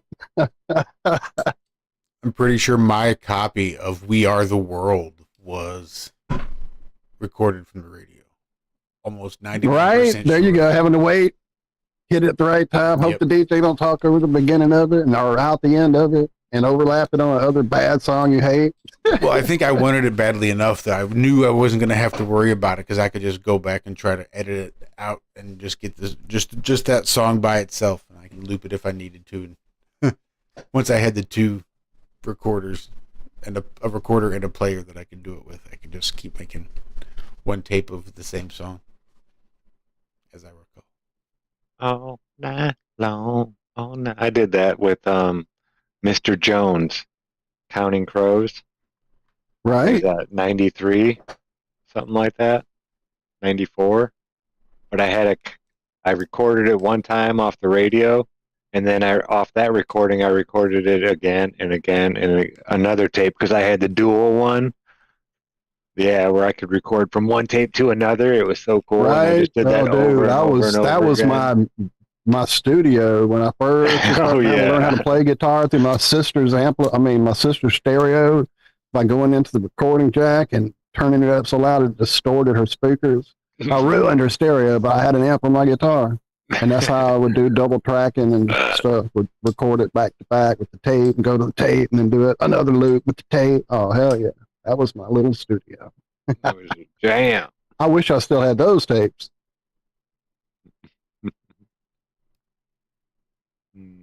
I know that era of stuff all got lost in Hurricane Katrina because it was all in a storage locker that my sister had down on the coastline. And it all wound up out in the Gulf. I had like the best VHS tape ever, dude, of MTV videos. It was like Aerosmith Living on the Edge video, Black Hole Sun, Pearl Jam Even Flow where he jumps off the rafters. Oh, what else was on there? The Madonna one with the bullfighter. I don't know, there was a bunch on this one VHS. And we found it, because that's all me and my sister did for like a couple of summers, was watch MTV like all day long. And then it died in 1994 when Britney Spears was on MTV. Absolutely. And did you have it just going where it was catching commercials and everything in between, the DJs and all that? That's cool. See, my problem was there was so much crap that I didn't want mixed in what I did on MTV that I would always go back and edit it. Like I would have 2 VHS tape, and then I had all kind of, like I was a super junkie. I had a VHS recorder that had a little tiny like thing on top of it that would aim up at the clicker box before all the push button and all the into the TV and all the built-in shit, when it was still a box on top of your fucking TV to go to the other channels for the cable. It would flash a signal to that box and make it turn its channel to whatever the fuck I was trying to record at 3 a.m. or whatever. Some Mystery Science Theater after hour show with whatever, that kind of shit. I had it bad, all night. Man. I had it bad. Up all night. In chat, I see, do they still develop film at pharmacies? As recently as, what was it, 3 years ago? I'm sure something like that. If you go look, it's on our channel here, or on our real channel there, where I put up those videos of the old show I did in the 90s with my sister-in-law, and we had the Star Child skull with the Lloyd Pye and all that. That was all on a video cassette that I had from that era that I took to Walgreens here locally. They sent it off and came back as a DVD that I could play in my computer. That's as recent as that happened. Now, whether they're doing that up till today, I can't tell you. I did find a bag about 3 months ago or so, digging through, cleaning up crap. That was a bag of the little throwaway instant cameras from the era between after me and my wife got divorced and went and moved in with me at like 2. It's that era of photographs. And like when I started looking online to see like how old those can be before they're not doable, it seemed like they had already way past that mark, when I found them. So, and it's kind of a hit and miss. You could try to get it done and it won't work. So I may get some done if they still do it. This is kind of a reminder of that. So let me make a note to go try to do that. I mean, I know that they probably don't do traditional type developing like they used to do. They'll digitally scan those negatives and they'll turn them into the pictures. See, I always wanted to do it, like put it in the water and move it around, and I never did that ever. Hang it up. Got to be in a dark room. Don't open the door. Mm-hmm. Never the got smell to do used that. to kill me though. I couldn't the smell in the dark room was just overpowering for me. And Yeah, after speaking of But watching then I had the wolf Jaws, note. I always wanted to do it. speaking of pictures, Zach, I found all of my pictures from all of my metal detector finds. Oh, nice. So I'll have to send you some of those. Heck yeah. Yeah. I haven't been back out in a little while now. It's been chilly. It got a little cooler. Once it warms up a little bit, we're outside more. Yeah, it's fun. Yeah, this girl up at work, she's got a farm, and it's got an old 1700s style, kind of like a log cabin, a log home on there. Oh, And I wow. asked her, I said, can I come over and do a little bit of metal detecting around your house when it gets warmer? And she's like, absolutely. Oh, that's awesome. Yeah, they said the best way to do it is to go try and find really old maps of the area. Yep. That are like land maps of the area. If her dad invites you to sleep in the barn that night, never mind.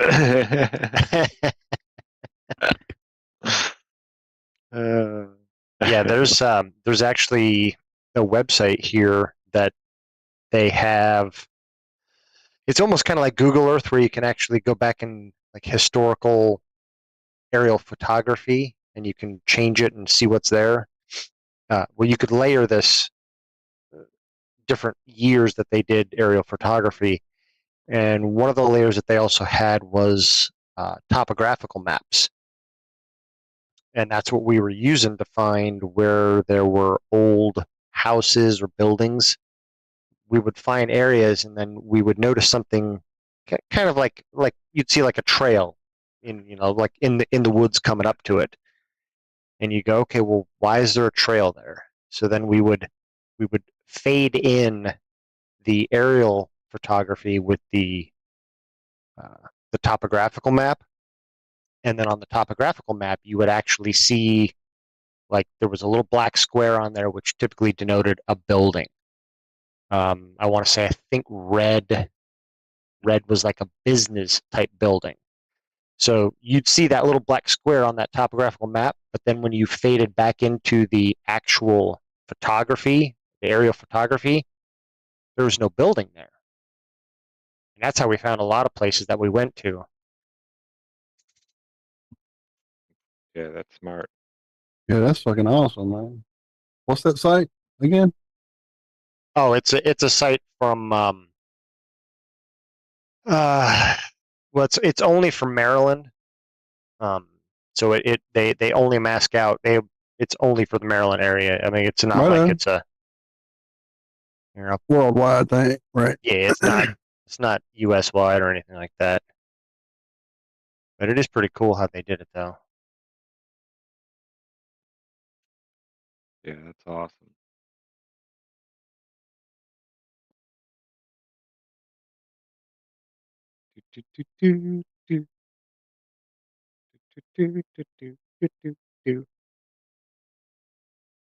Hey, you want to see something really scary? Bill Murray, or not Bill Murray, Dan Aykroyd. Mm-hmm. I can't hear that song anymore without thinking about that scene. I think about that mockingjay that I got whistling at, or whatever kind of bird it was. I had to whistle in the first part of that. It took me like, I don't know, I sat out in the backyard. I think I was drinking. And I was whistling it earlier. And I heard this bird, and it was doing every once in a while, if I hear a bird, and it's like doing a whistle I can do, I'll try to get it to talk back and forth. And this one, I was following it, and when I changed it up, it did what I did. I was like, okay, cool. And I did it again, and it followed me, and I did it again, and it followed me. So then I started going, and it would do that, and then finally, and I had it that far. I never got it any further past that. But it was doing that bird was doing that. If you're whistling something, your mic completely So it doesn't cuts matter out. if you're whistling music. Fucking Skype is not going to let you get music across the airwaves, dude. It's nuts. I'm just like, this is not real. It's almost like somebody's sitting there with a fucking button waiting to hit it every time he starts. It's fucking nuts. That's wild. That's what happens when I try to put my guitar through. They're Exactly that. censoring his There's whistle nothing. right now? Dude, yeah, he's been whistling every time he says, when I go, and then he goes, he's whistling. I see his whistling. But yeah, nothing coming through. And that's the same thing that happens when I try to play my guitar through this fucking calls or Skype or Zoom or any of them. And it's like, what the hell? That's crazy. You shall not have music. I want to dance. That's just crazy. That is too much. Oh, what? Sketchy's about to start doing some detecting. That's what's up. Yeah, I've got my my dowsing rods. I've been waiting for it to get.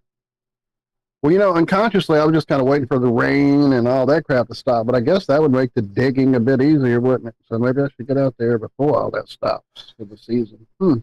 Yeah, So yeah, where I'm living, like I the mean, best I'm in time these houses from like the 1800s. So yeah, there's got to be some stuff around here.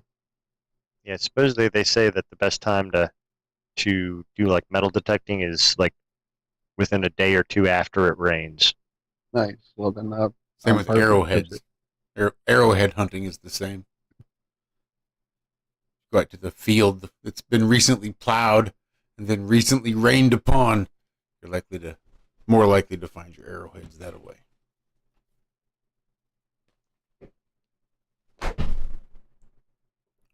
That makes sense. Mm. Yeah, farmers are always finding new shit. Fields they've plowed over, 20 times. And they go and plow it this time, and holy shit, there's Mbekle Tempe, or whatever that place is called in Turkey. Mm-hmm. That one guy pulled a rock out, or, yeah, did something, pulled a rock out, and found an underwater cave system that was like this little hole that was right there at the top. And they tried filling it in, and now there's like a mountain of stuff people have thrown down there over the years. But it's a huge cavern that it opens up into, just this hole out in the middle of the field. Crazy stuff. Got to make it a national park. Devil's asshole or something. Yeah, they had to close it off because people died going down into the cave system a couple of different times. And it's a pain in the ass to even get down into it and out of it because it's like out in the middle of nowhere, and it's like, I don't know, a 25-foot drop to the water. So getting back up is not, you got scuba gear on and all kinds of shit like that. Yeah, good luck pulling yourself up out of that shit.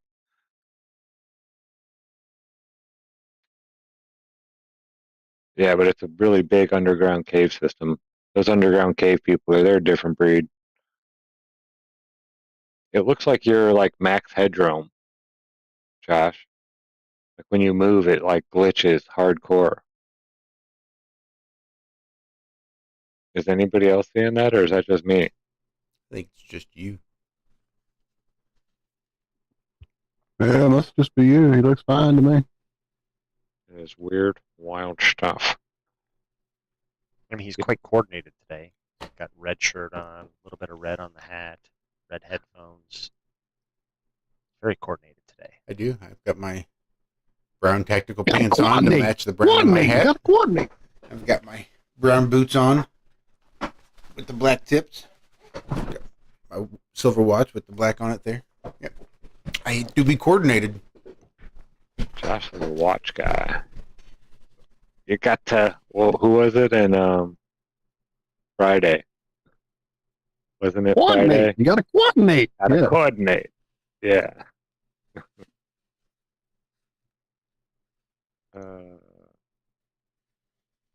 They made that movie on like no budget, really. That wasn't like a big production movie.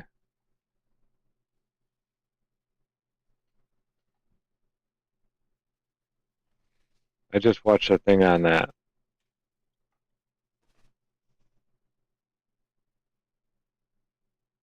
Ice Cube was talking about it. Behind the scenes of the making of the next day after the Friday after tomorrow. Yeah. Cool. Well, after this, who's that comic? Mike Is it Epps. Mike Epps? Is that his name? Yeah. He's one Chris of them Tucker? in there. No, the one that he was the pimp in Friday After Next. Cat Williams.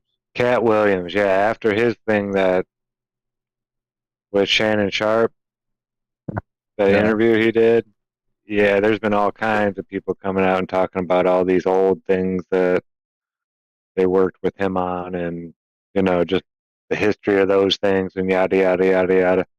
Just stuff to listen to in the background when I have this on. Yeah, he was talking about the music industry too, and how they were promoting how a lot of the people that were in the music industry also owned the prisons, and so they promoted, gun violence and that lifestyle, so they could keep the prisons full. That's what Ice Cube was saying in an interview recently. I was like, damn, makes sense. Big money in the prison system. It's messed up though when the lawyers and the judges are some of the people that are owning the prisons. Like, isn't that kind of a conflict of interest there? I mean, if you need to fill this prison, are you really going to give that guy the best advice? Or are you going to be like, yeah, he can spend a few years in prison. We need to fill Sector 7B or whatever. Isn't that one of the stories that Rogue Nation talks about quite a bit? The cash for kids? Somebody does. One of the auditors talks a lot about judges getting busted with this cash for kids and getting like paid under the table for filling quotas. Youth, yeah, I think. Detention centers. Yeah, it's messed up.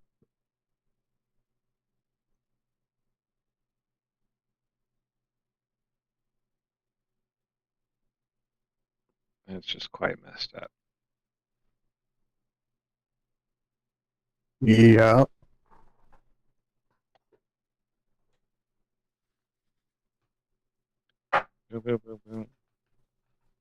I never got, I got in trouble, but cool story. I never had to go to any places like that. The youth detention centers and stuff like that.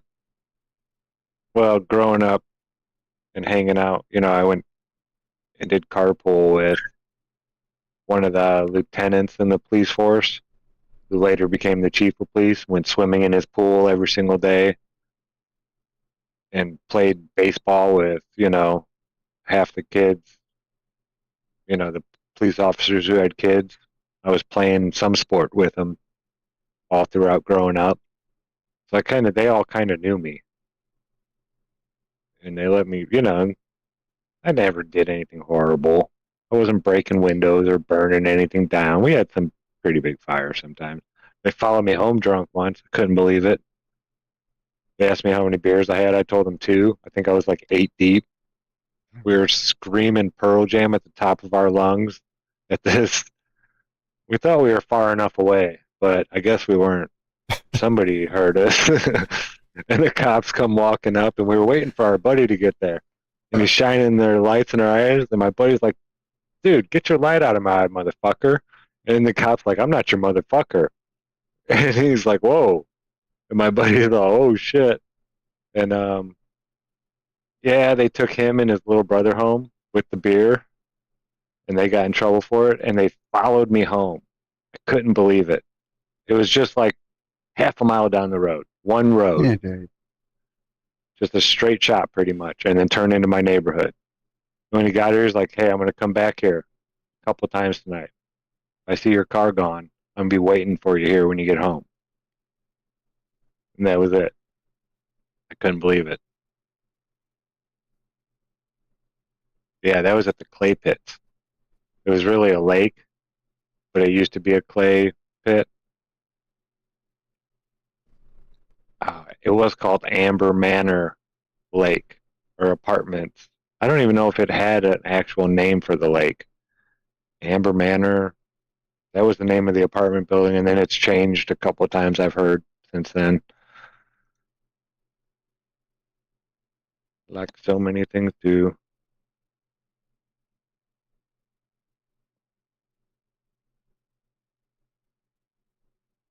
Okay.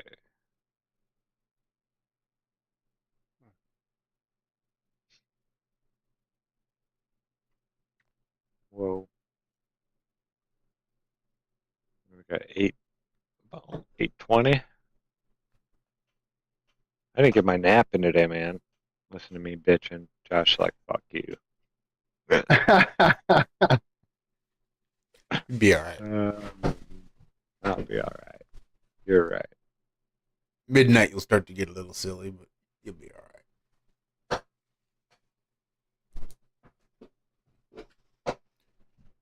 Dawns on you, say, shit, I'm like 3 hours away from 24 hours up. I'm too old for that shit. Especially with no pills or nothing.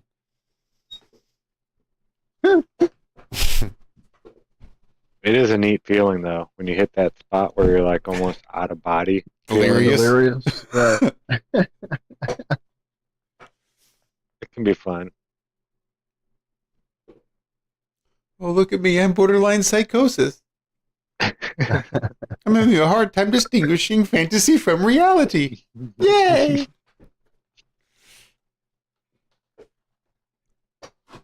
It's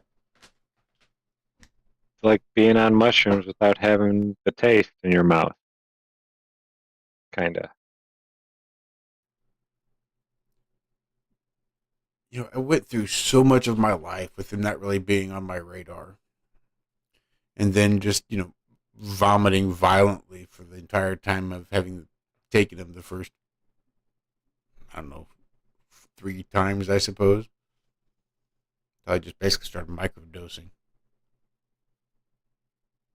I forget I got a freezer full of fucking mushrooms. Got ounces of mushrooms in my freezer just sitting there doing nothing.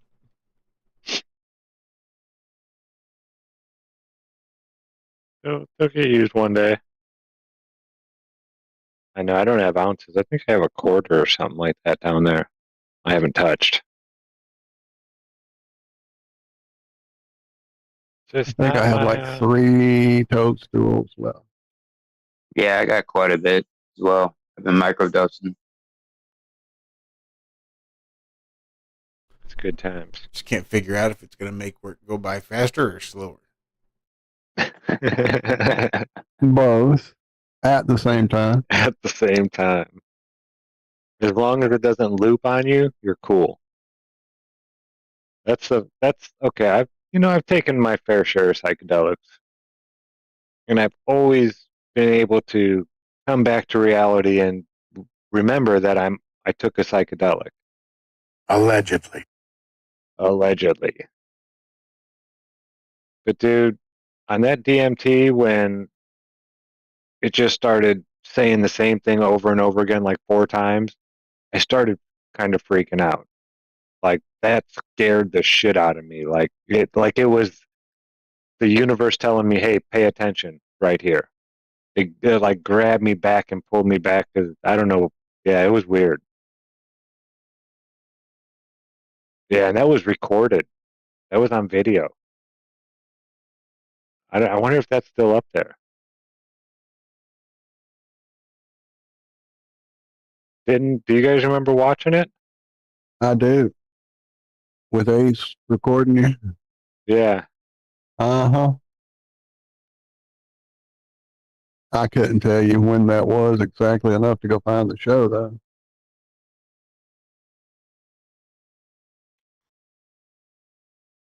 Yeah, that was crazy. It got mellow, though. It got better.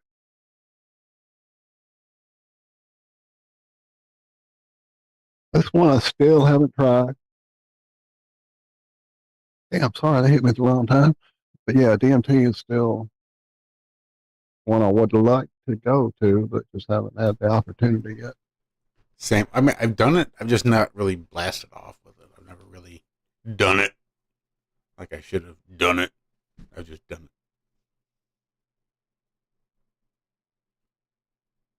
Yeah.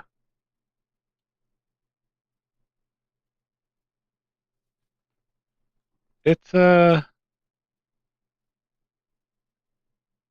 it's fun, I will say. It can be. You just gotta have the right stuff around you. Don't do it with Rick and Morty on the TV. Set and setting. Yep. Time, place, and manner. Yeah, that was dumb. That wasn't smart. I wasn't even thinking. Mine was Ren and Stimpy in college, 91, I guess.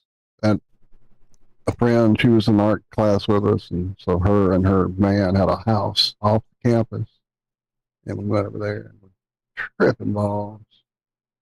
And we're just like, music wasn't doing it, and we went into her art room and made a big mess with a bunch of paint, but that wasn't doing it. And then somebody was like, well, I've got some Ren and Stimpy on a cassette. Let's watch that. So he stuck it in, and dude, that was the most fucking, like, yeah, not good. You idiot! Think about all those bizarre close-ups they do with, like, the snot and the nose. And Yeah, big, you see all of that stuff, yeah, like all in that. Yeah, high it was a little detail. intense. Ugh.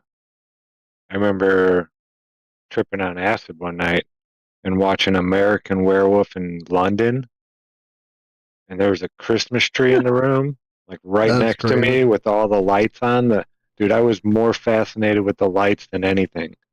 And there Oh, was this yeah. kitten that came and kept messing with me, and like a little kitten, like just started learning how to like kind of run a little bit, still real small, and crawled up my legs, and I was like not touching this cat.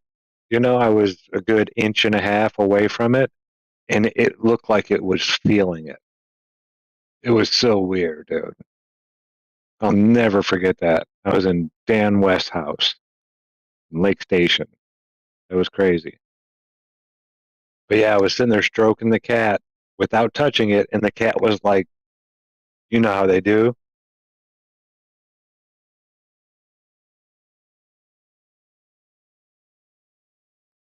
No, I I don't do know how know they how do. they do. Can you show me again?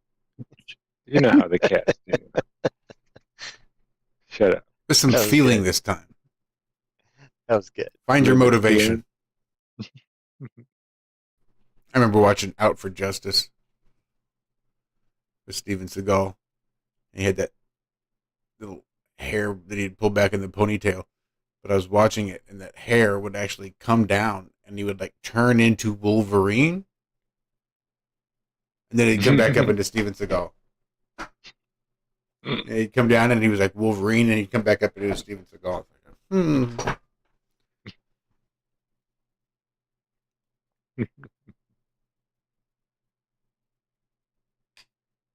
I just watched the episode of Mad Men where they had dinner with Timothy Leary. Timothy Leary. I watched a drunk history about him.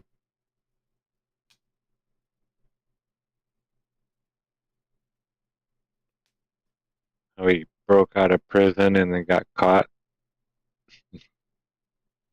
And then I think it was the governor of, what is it, Georgia, that pardoned him finally. Something like that.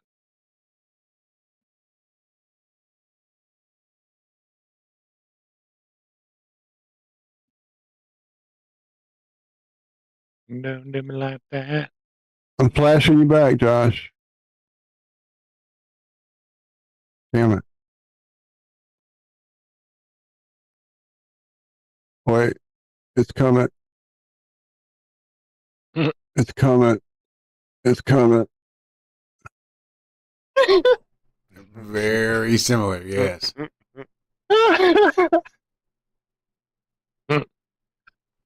I just watched that this afternoon. That's what's crazy. When you said that, I'm like, are you kidding me? I just watched a character morph into fucking Wolverine and then back. Shout out Minty Comedic Arts. If you guys aren't familiar with his 10 Things You Don't Know About, pick a movie. It's fucking great. He's from Australia and he's really a horrible comedian, but it comes across really well.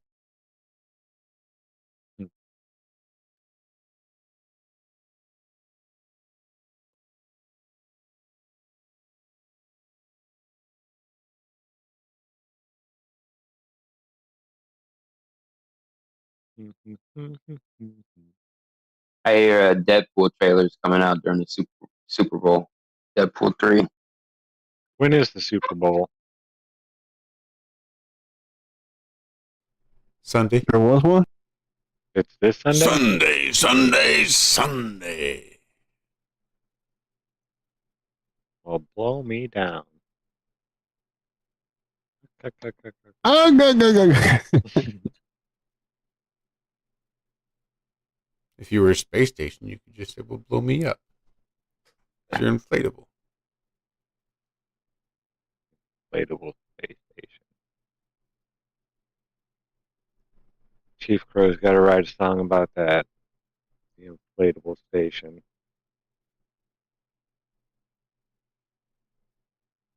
Yeah, that should. Have you heard of the turd incident? No. Look up the Apollo 10 turd incident. Did somebody drop a deuce in the NASA pool? There's like a recording audio. It's hilarious. This sounds vaguely familiar. Wow, Apollo 10, that was a long time ago. The floating turd mystery that still haunts NASA. I'm pretty sure I played this audio.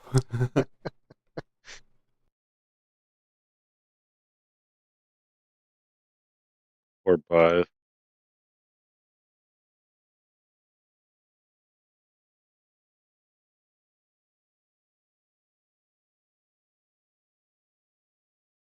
I mean, I know he's a Mason and all that stuff, but I mean, what if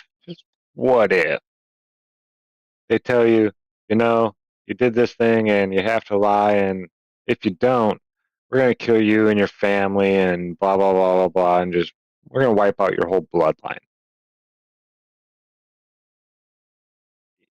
That would, probably convince a lot of people to lie.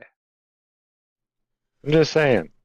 What if you caught him young enough that you could brainwash him into the military and then just make him think that whatever you asked him was a patriotic duty, and he would willingly keep his mouth shut and you would never have to threaten him because you already had him convinced that just being quiet was because he loved his country and he loved his God and he loved his family. So it was those things that he was protecting by keeping his mouth shut and doing what he was told.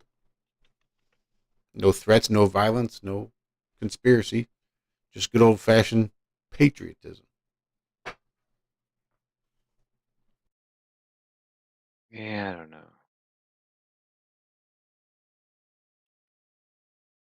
I guess, I don't know.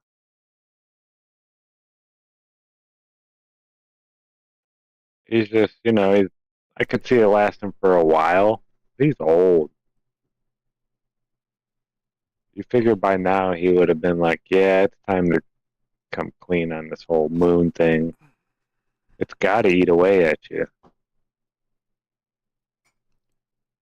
Or what if he really... He did to that little girl in the interview, right? Yeah, that was crazy. Or something. Truth is, we didn't go. And yeah. That's just the way it happened. Science! I love that one video when he's wasted. They're trying to get him off the stage. Yeah. Oh. And there we go. I just watched on YouTube the sad commercial of Randy Travis and his wife doing some, pay for prayer type bullshit or something. And you could tell it was Randy Travis. But when his wife does the introduction, you're like, oh, okay, who the hell is this lady other than Randy Travis's wife? If that's Randy Travis. So she introduces herself, and then the only thing you really hear from Randy is his name, and he can just barely get it out. You're like, oh, Jesus, this is just sad.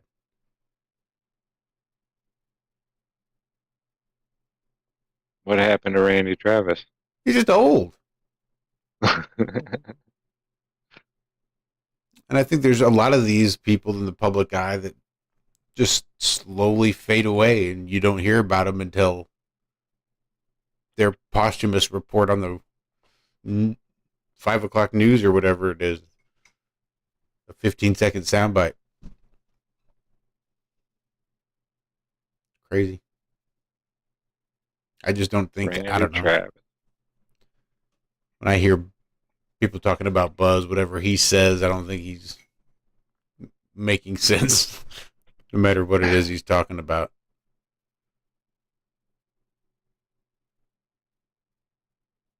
Yeah. We're just passengers on a flight. Ask them. Yeah. The noise wasn't quite as bad, and we went right on up, and I saw darkness. I thought I was going to see the world, but we weren't quite high enough. I love that. Old fucking Wally. Just when I cut that out.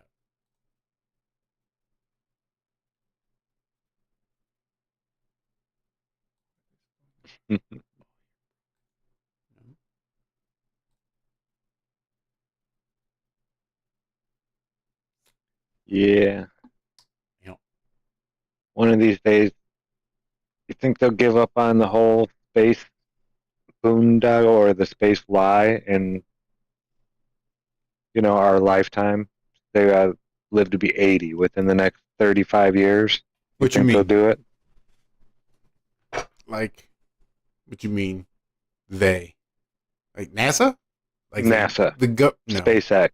All of them. No.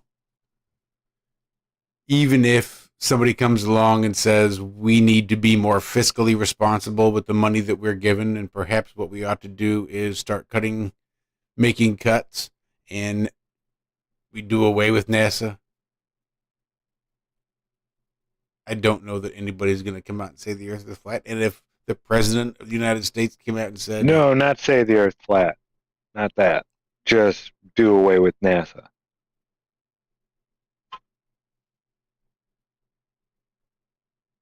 Yes. Once you sort of start looking at the interest that is being owed on the trillions of dollars in debt that is America, a period of austerity is surely not too far. I mean, they've kicked this can about as far as it can go, I think. And they either need to start hacking and slashing through their spending in order to start being able to pay down some of this debt to reduce this fucking interest that was being owed, or you just collapse everything and start over again fresh from... Well, you heard this morning they're only going to get $300 million. I mean, they had to shut down JPL people and the whole thing. So 450 NASA employees. I mean, what can you do with $300 million? I mean, fuck. Not as much as you'd think. Christ.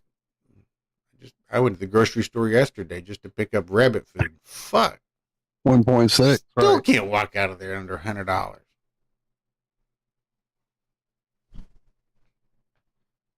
Yeah, it's crazy. The grocery stores.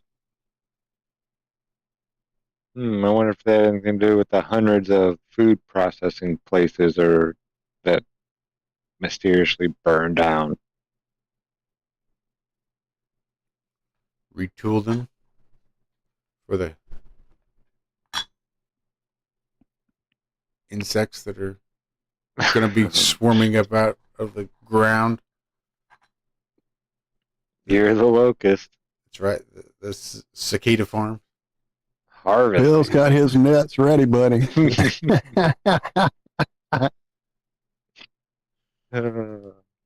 Dehydrated, freeze-dried cicadas. High moly. protein powder. Mix it in with all your soups and breads for that extra kick. Just ick. Ick, Josh.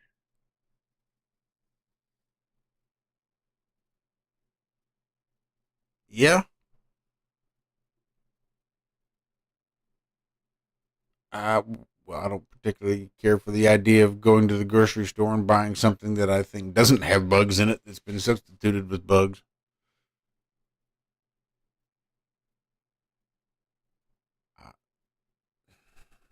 Just gross. If I want to eat bugs, I'm gonna go out backyard, just Mm. pick them up off the ground. Yeah, there's plenty. When we lived at our There's- old house, I stepped on a cricket in my basement, and this big nasty fucking worm came out of it and started wriggling around. It was about 4 times the length of the cricket. It was apparently some nasty fucking parasite that was living up inside that cricket, controlling that cricket, making that cricket move and hop across my floor before I killed it. No thanks.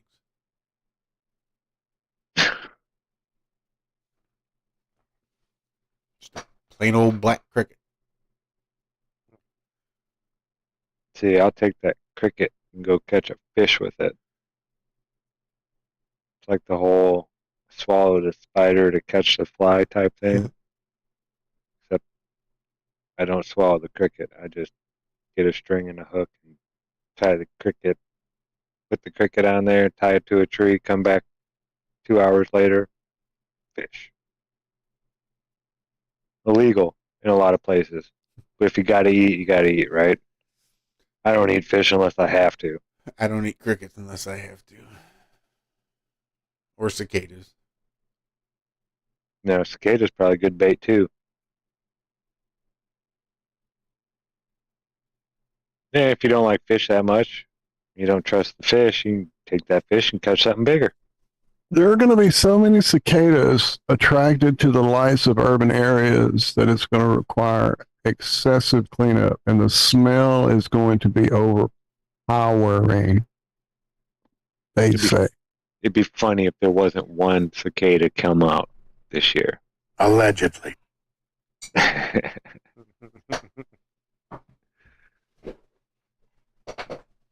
Oh, I would crack up.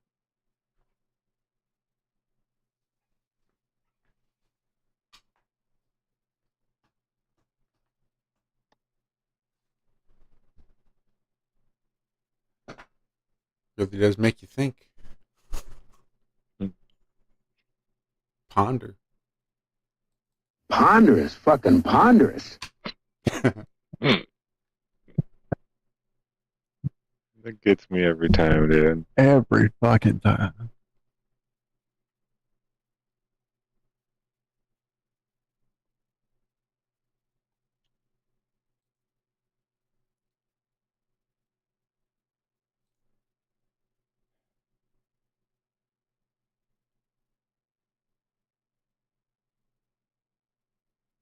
All night long. I don't know why I have that in my head. Number 1 on the mixtape.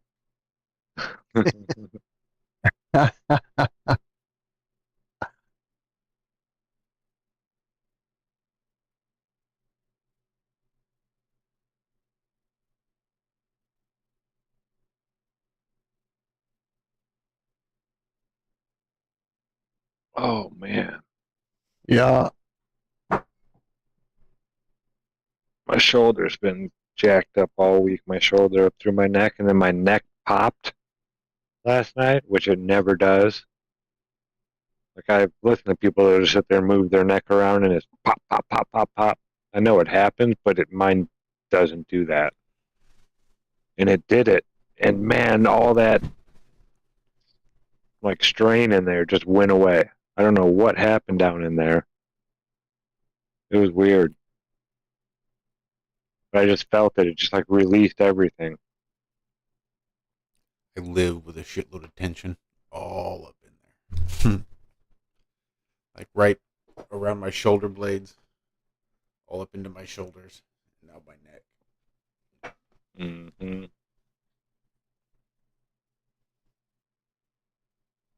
One big fucking knot.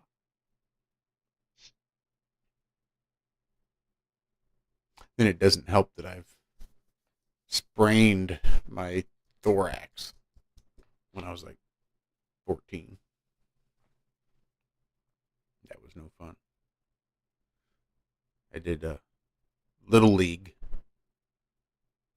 Go ahead. I was going to say, I just want to sprain one's thorax, please. It was Little League Wrestling is what it was. It was like, I was 8th grade is when I was doing it. So it was pre-high school. So it was like the Little League wrestling. And I was 140 some odd, maybe 150 something. And I was relatively successful until one fateful match. I was taken to the mat. I landed on this shoulder.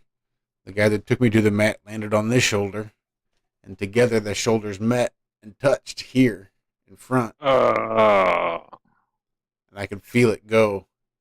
And it was just like, couldn't lift my arms, couldn't do anything. And I just kind of laid there, got pinned, and stood up. And I was just like, oh, fuck, that hurt. I was just kind of there.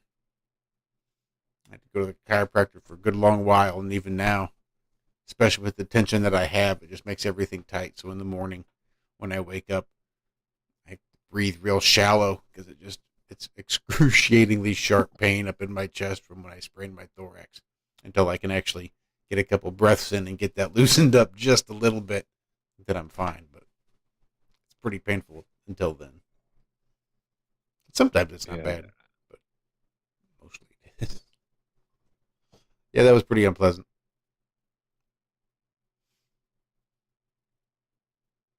Yeah, dislocated my shoulder, my left one. That's about it.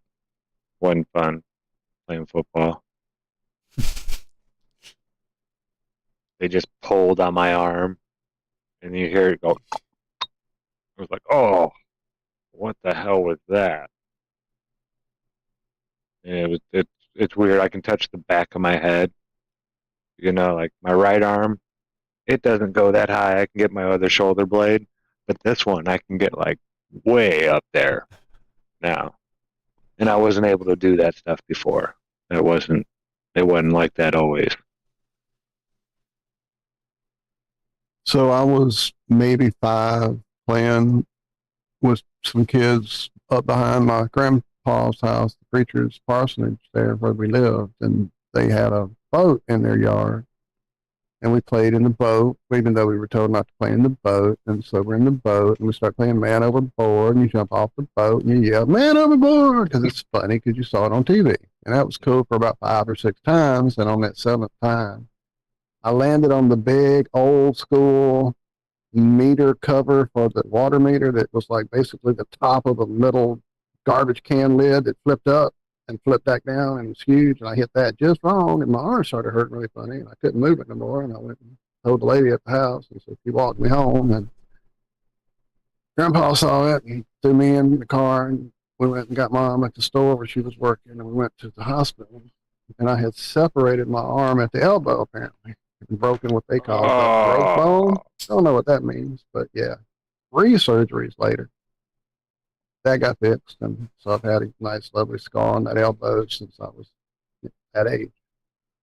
And then when I was in, I think,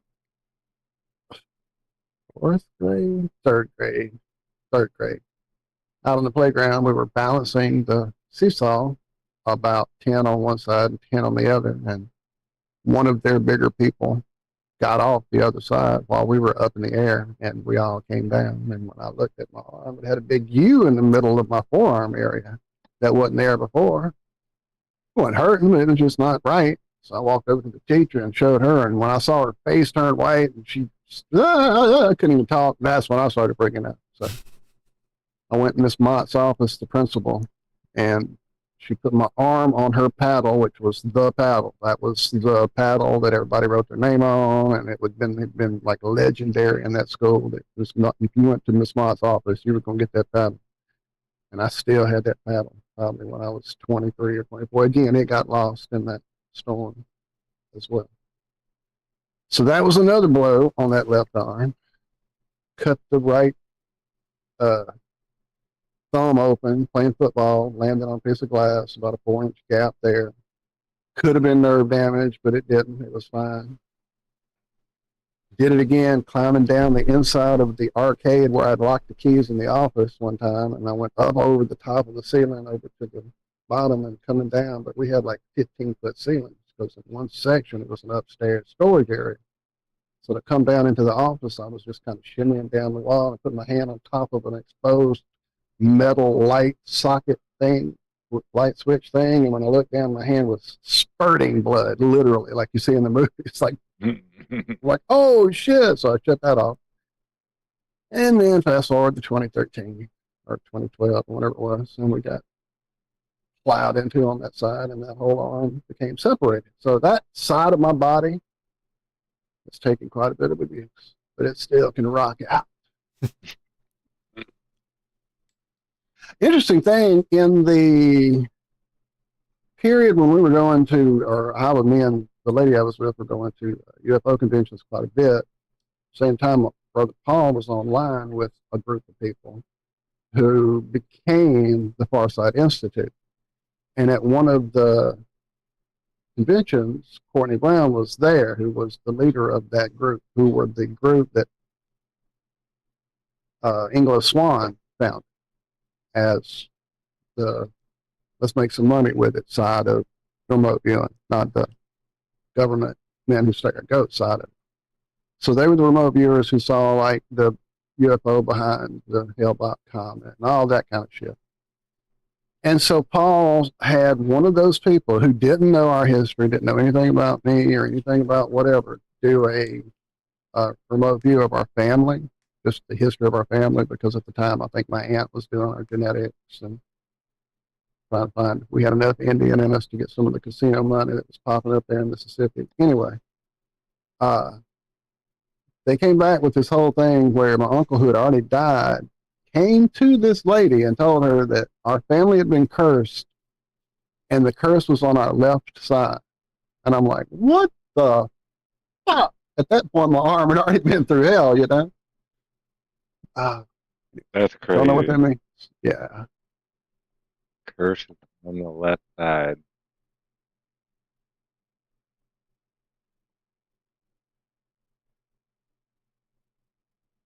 Yeah, I won't open that grimoire. It's got all that kind of stuff in there. Well, he also told her that we could get through it and overcome it. And oh yeah, there's all good. kinds Like of stuff my like arm that in there still too. rocks out. So. When I was 15, I put my hand in 400-degree oil in a fryer making funnel cakes. Ouch. Dude, that's like, oh my God, I can't even imagine. Yeah. Well, did it puff up like a funnel cake? Yep. It surely did. I can imagine it did, yeah. Oh my God. I was doing like right on the riverfront of the Missouri River, and they have like this old time, once a summer, this old time picnic type of deal where all the street vendors come out and all the restaurants do a lot of outdoor stuff. And my buddy's family had a restaurant down there, Cafe Beignet, and they were making funnel cakes like out on the sidewalk. So my buddy brought me down there. We're doing just a quick part-time one-day gig, just making quick money, 15-year-old. And they gave us those brown jersey gloves, like cloth cotton gloves, gardening gloves for protection. My job was to take the tongs and to flip over the funnel cake in the oil. About second or third funnel cake, I took the tongs, and when I flipped it over, I set it back down in the oil very carefully, but not paying any attention to where my hand was in relation to that 400-degree oil, and dipped it right the fuck in there. I felt it get hot, so I yanked it out real quick. I said, damn, that was hot. Then I realized it was still hot. I'm like, oh shit, the glove's on there. So I pulled the glove off real quick, and all the skin goes into my fingernails on these 3 fingers. all that skin just comes up my fingernails when I pulled the glove off. So yeah, it got nice and puffy. I had it was probably 2.5 inch blisters on those fingers. I had 2nd degree burns inside my pinky and my pointer finger. These 2 fingers had 3rd degree burns all along the top. That was fun stuff. Not one single scar, no reduction in the range of motion, nothing. That's the power of colloidal silver. That's how I've known since I heard about colloidal silver. Silvatine is what the doctors prescribed me. I had a big tub of Silvatine. Oh, no shit. And that's all it was, and I just slathered that shit on. I remember having a tube of that. My grandma actually had a tube of that, and then she gave it to us. Fucking A. Yep, just colloidal silver. And it's a colloidal silver cream is all it is for burn victims. Well, that, and I had to clean it. And once you pop the blisters, I had to use that liquid dial soap. That was real fun. So I had to soak it in liquid dial soap of all the skin that was around the edges. Jesus, I still remember it. Then you take a fingernail brush and you scrub those 3rd degree burns with the fingernail brush and that hot soapy water. Yeah, that was real fun. Yeah. I've seen Richard Pryor do his routine about that. We're gonna wash you today, Richard. Yeah, we're gonna wash me, motherfucker. And he pulled that sponge across that skin, and I went, "Don't wash me, no motherfucking more."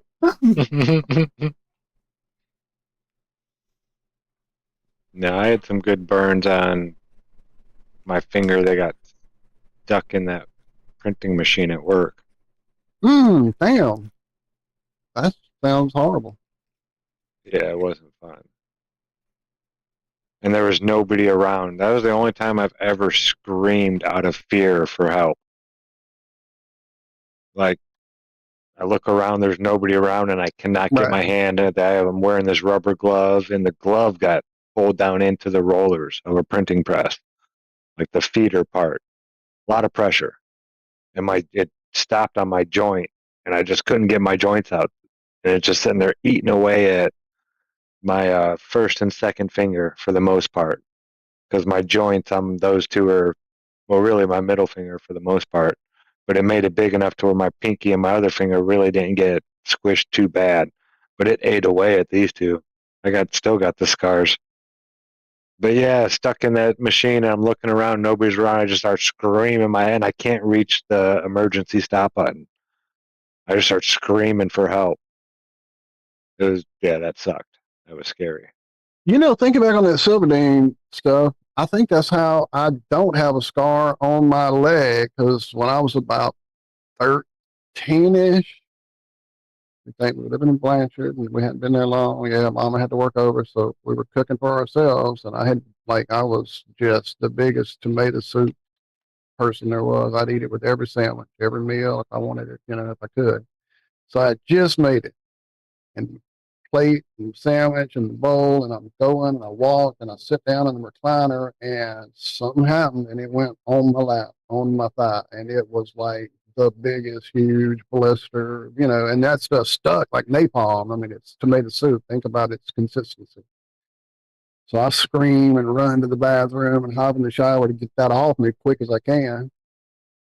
And then that's got to be what Mom put on. Was that stuff from Grandma. It had to be, because I don't have a scar or anything. And it was bad. It was like, yeah, it took a lot of that. Whatever they put on, whatever she put on it. That's crazy. I forgot about that stuff. Is that still made even? I'm sure. I look it up, but I'll guarantee you it is. Especially as good as it worked. I mean, if a doctor prescribes it, it'll work. Well, actually, that's probably why it isn't made any longer. The stuff that works is the stuff they usually. Well, colloidal silver has always been made fun of. You can't. Colloidal silver will turn you blue. Don't you know? That's right. As Smurf Man. Oh, that was the most ridiculous shit. Was that real, Smurf Man? I still don't believe it. I think it was just somebody who was trying to get this, get silver stopped. I really don't believe somebody can do that. I can't. It would have happened before that and after that. It wouldn't have just been one person that was on over. It just too. If it could happen to him as easily, it would. Yeah. Right? Exactly. Exactly. Fucking A, it would. Yep, they still make Drummer Silvadine. Sub. Sorry, Josh. I'm just saying they do still make Silvadine. Yeah, they do. They do, and you can get it with some stock at certain places. I don't get paid for them, but I might pick up some just to have it on hand.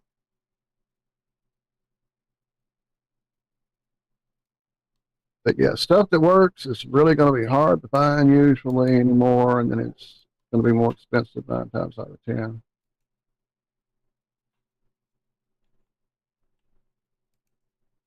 I still can't believe they quit making my Zims screen for my cracked feet.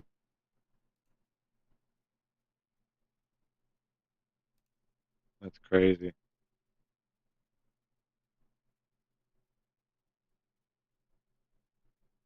They're too healthy. Dude, literally, like, because, I run around since a kid with bare feet or at the very least flip flops. I mean, I used to run on shells and rock roads and shit barefooted, but I got to a point, I guess it was when we lived in that first house we had that had growing up, we had carpets and trailers and all that stuff. Even the house we had in Shreveport, it was carpeted. So I never had hard floors till we lived in that house that had like cement hard floors with, linoleum or whatever on it. And I would start getting cracked heels from the dry feet and couldn't figure out what to do. No lotion would make it. And it would get to the blood, like down cracked. And I would be like to the point where I would get super glue and glue those cracks shut just to heal them up. And that was before you heard about doctors using it in surgeries and shit. So I probably pioneered the super glue surgery thing. No, I'm kidding. But definitely that was my go-to. And then one day walked into like a old drugstore and there that was. And I read the carton or whatever, and it was designed by a chemist or a pharmacist for men who worked on cement. And I'm like, oh my God, there you go. That's my problem. Walking around on cement all day, it cracks my feet all up. So I tried it. And it wasn't even a lotion or a cream, even though it was called Zim's Crack Cream. It wasn't a cream. It was this real liquidy oil, like thin oil, thinner than mineral oil, thinner than, I can't even think of an oil to compare it to. More like an alcohol. It was nuts, dude. I would put that stuff on, and before the day was over, the bloody feeling would stop. And by the next day, it would already start closing up. And within 2 or 3 days, that would be gone. And like when I don't play video games for a long time, which I used to quit for 2 and 3 years at a time. And then when you go back, start mashing those buttons and that thumb starts getting all cracked up. And then I also play my guitar with my thumb quite often at the edge of my pick doing squeals and shit. So that edge starts getting cracked and dry. And that would be just like literally the spray bottle. You would unscrew the spray bottle, pull it up so that the long stem part would drop just a drop right on that edge thumbnail area that was cracked with blood. And before the day was over, it would stop hurting, and tomorrow it was healed. The shit was a miracle. It truly was. And then suddenly it was hard to find it at like the local grocery. They had it at Walgreens. They had it at the local place, and then it wasn't there anymore. And I had to start ordering it.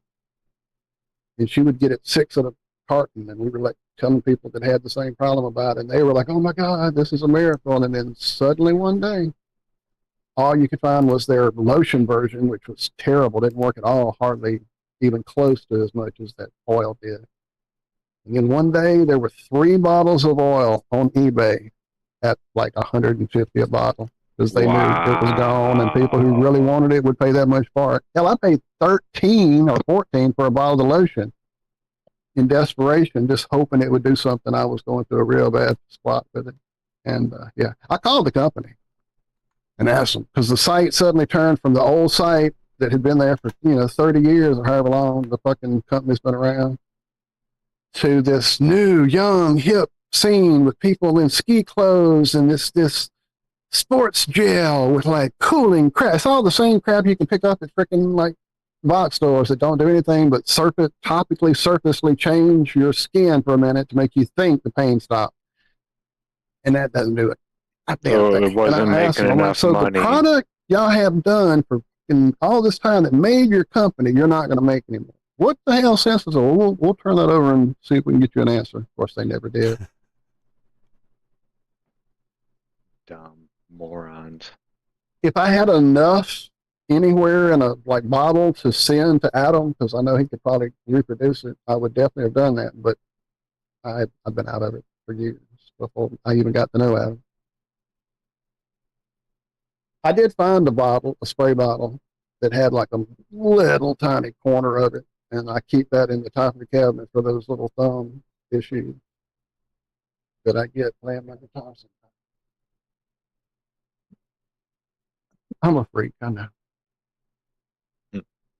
But every time I go through things like that, or like allergy season being so overpowering, and it's like, okay, so why is my body that is designed to be in this place, that is part of this place, that is in the natural harmony with this place, why is it not working?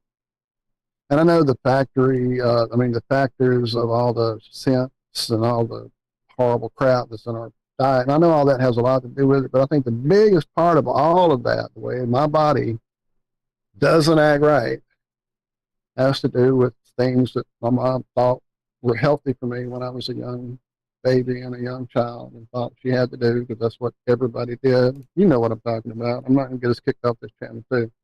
But I think that's the majority of why my family, my brother has the same issues with his skin.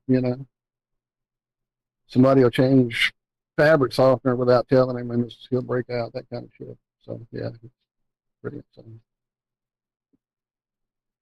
But like I said, if it's something that works, it usually disappears off the market.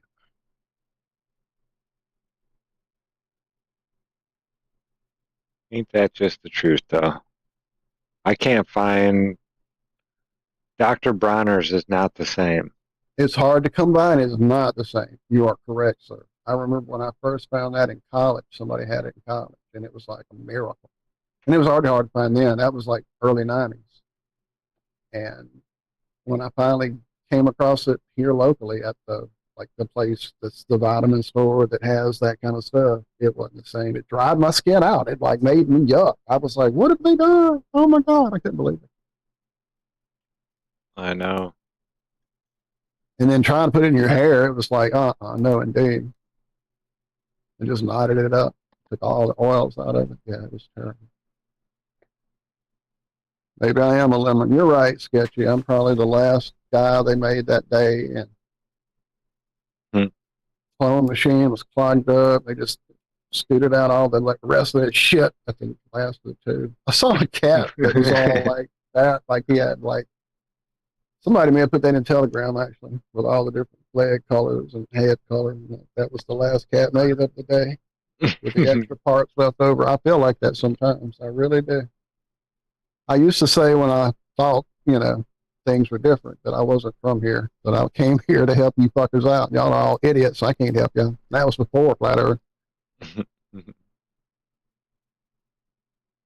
Came here to help. I'm not a fucking miracle worker. Right. I can't. Yeah, y'all are beyond help. Good Lord. I'm just going to enjoy this fucking show. But yeah, now I know I'm not from here. I came from outside that wall for sure. That's why I don't work here.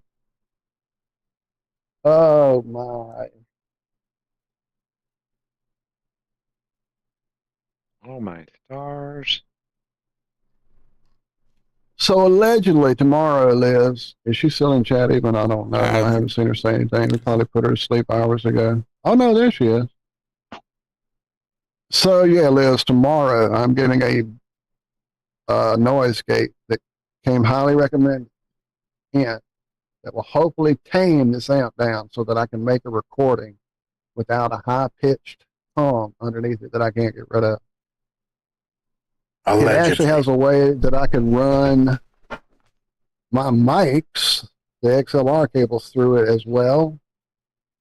So y'all say I don't have a hum on here. I see it when I'm sitting here in dead silence, and it's just a little millimeter of shit moving. So I may reroute my stuff and see if that works. I'm just scared. I'm like Josh when he didn't want to tear down the studio. It's working. I hate to fuck it up. So it's kind of where I am. But if it works on the guitar, I may do that with my mic set up too and see how it does it. But that being said, what I'm trying to say is, Liz, I am going to be working on a video of Shed My Skin. I did find a guy who did a drum cover of it on YouTube that kind of overpowers the song enough to where my guitar would stand out more than when I'm playing along with Mark, because his tone is just so distinctively singing. Like his tone is just like a voice that pierces through. It's hard for me to overcome it with my guitar tone. I try to mimic it, but I haven't quite got there yet. When I get that pedal in, Bill and Tana, it's gonna be on. He swears that's his like go-to island pedal. That his signature wah would be the one that if he had to go on tour with nothing but that and an amp, he would make it. That would be perfect. So hopefully it doesn't add more noise to my signal like the last Morley pedal I tried. It'll probably be something I'll work on Sunday, Liz. Yeah, I have horrible sound. That's actually what I am probably going to have to wind up buying, that Morley one, that $300 or $400 one that you're talking about. Yeah, I've looked at it. I know about it. It's just, I mean, that's like buying a new guitar, or a new amp for me. It's like that. They always talk about like when you get a noise gate or when you get a equalizer, it's not a sexy pedal, but it makes your shit so much, a comp pedal, a compression pedal, that kind of thing. It's not a sexy pedal like a distortion or a delay, but these are even less sexy. When I paid whatever I paid for this freaking, it's who is it? It's not Morley, it's the other noise reducing people. Over there under the cover. I can't get to it. I keep it covered at night so the cats don't hair it all up. Anyway, it's another company that makes all the sound stuff, compression stuff for racks and all that. They make a floor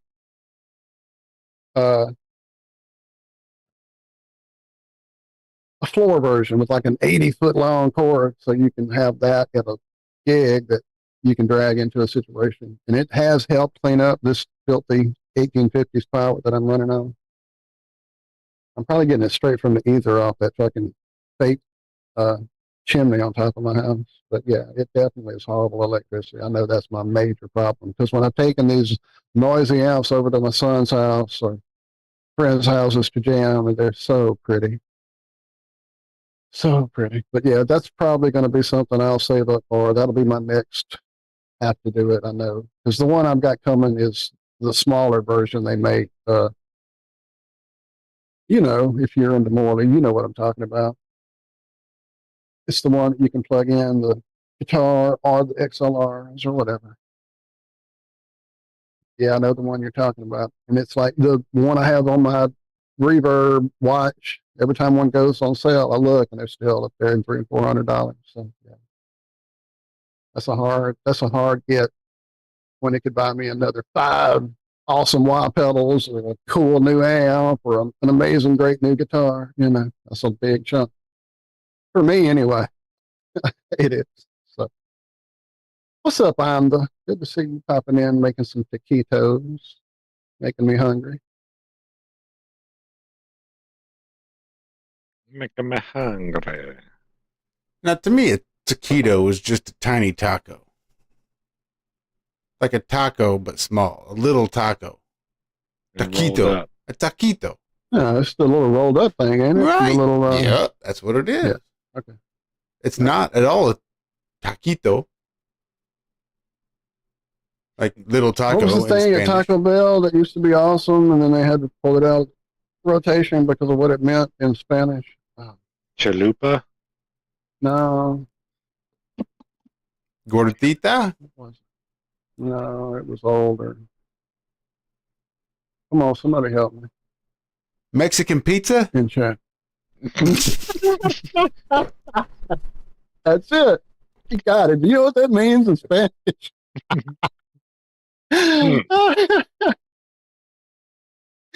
Holy shit. All right. Chilito, that was it.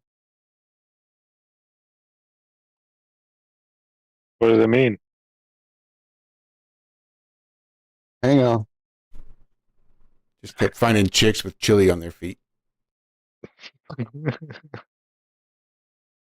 Allegedly.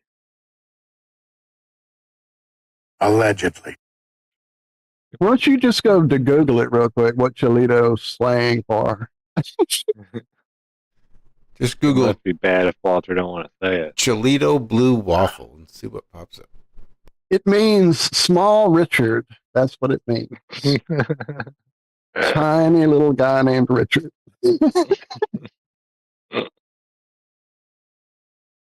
And dude, that was like a 2 a.m. go-to for me. I used to love Cholitos.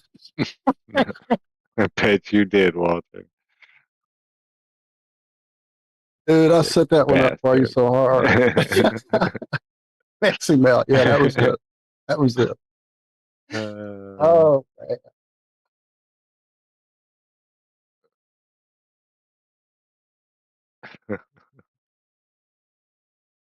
Yeah. I knew it was Richard. I just couldn't remember the adjective, what it was. But yeah, it's exactly that. Tiny Richard. And I know that's going to be Sherry's new password if she's still in chat.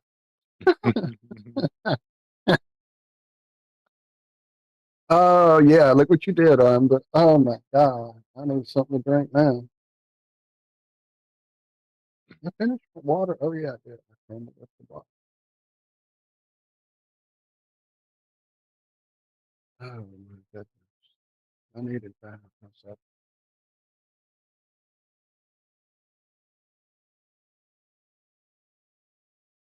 All right. Well, much love, fellas. I'm gonna get up out of here and get something to eat myself. I know, right? Look what that dude did. Thank you, bro. All right, Austin. I'm glad you got a good night off, bro. You want to play some later, or y'all heading to bed soon? I don't know. I'm gonna see We what haven't the gamed boys in a are while, doing. my friend. It's been a Have not. hot Have minute. not. Have not. What have you guys been playing? You still been playing Fortnite? We got back on it this last few days because Zack it's got those maps. Just because the new map, I got the notification for that new map.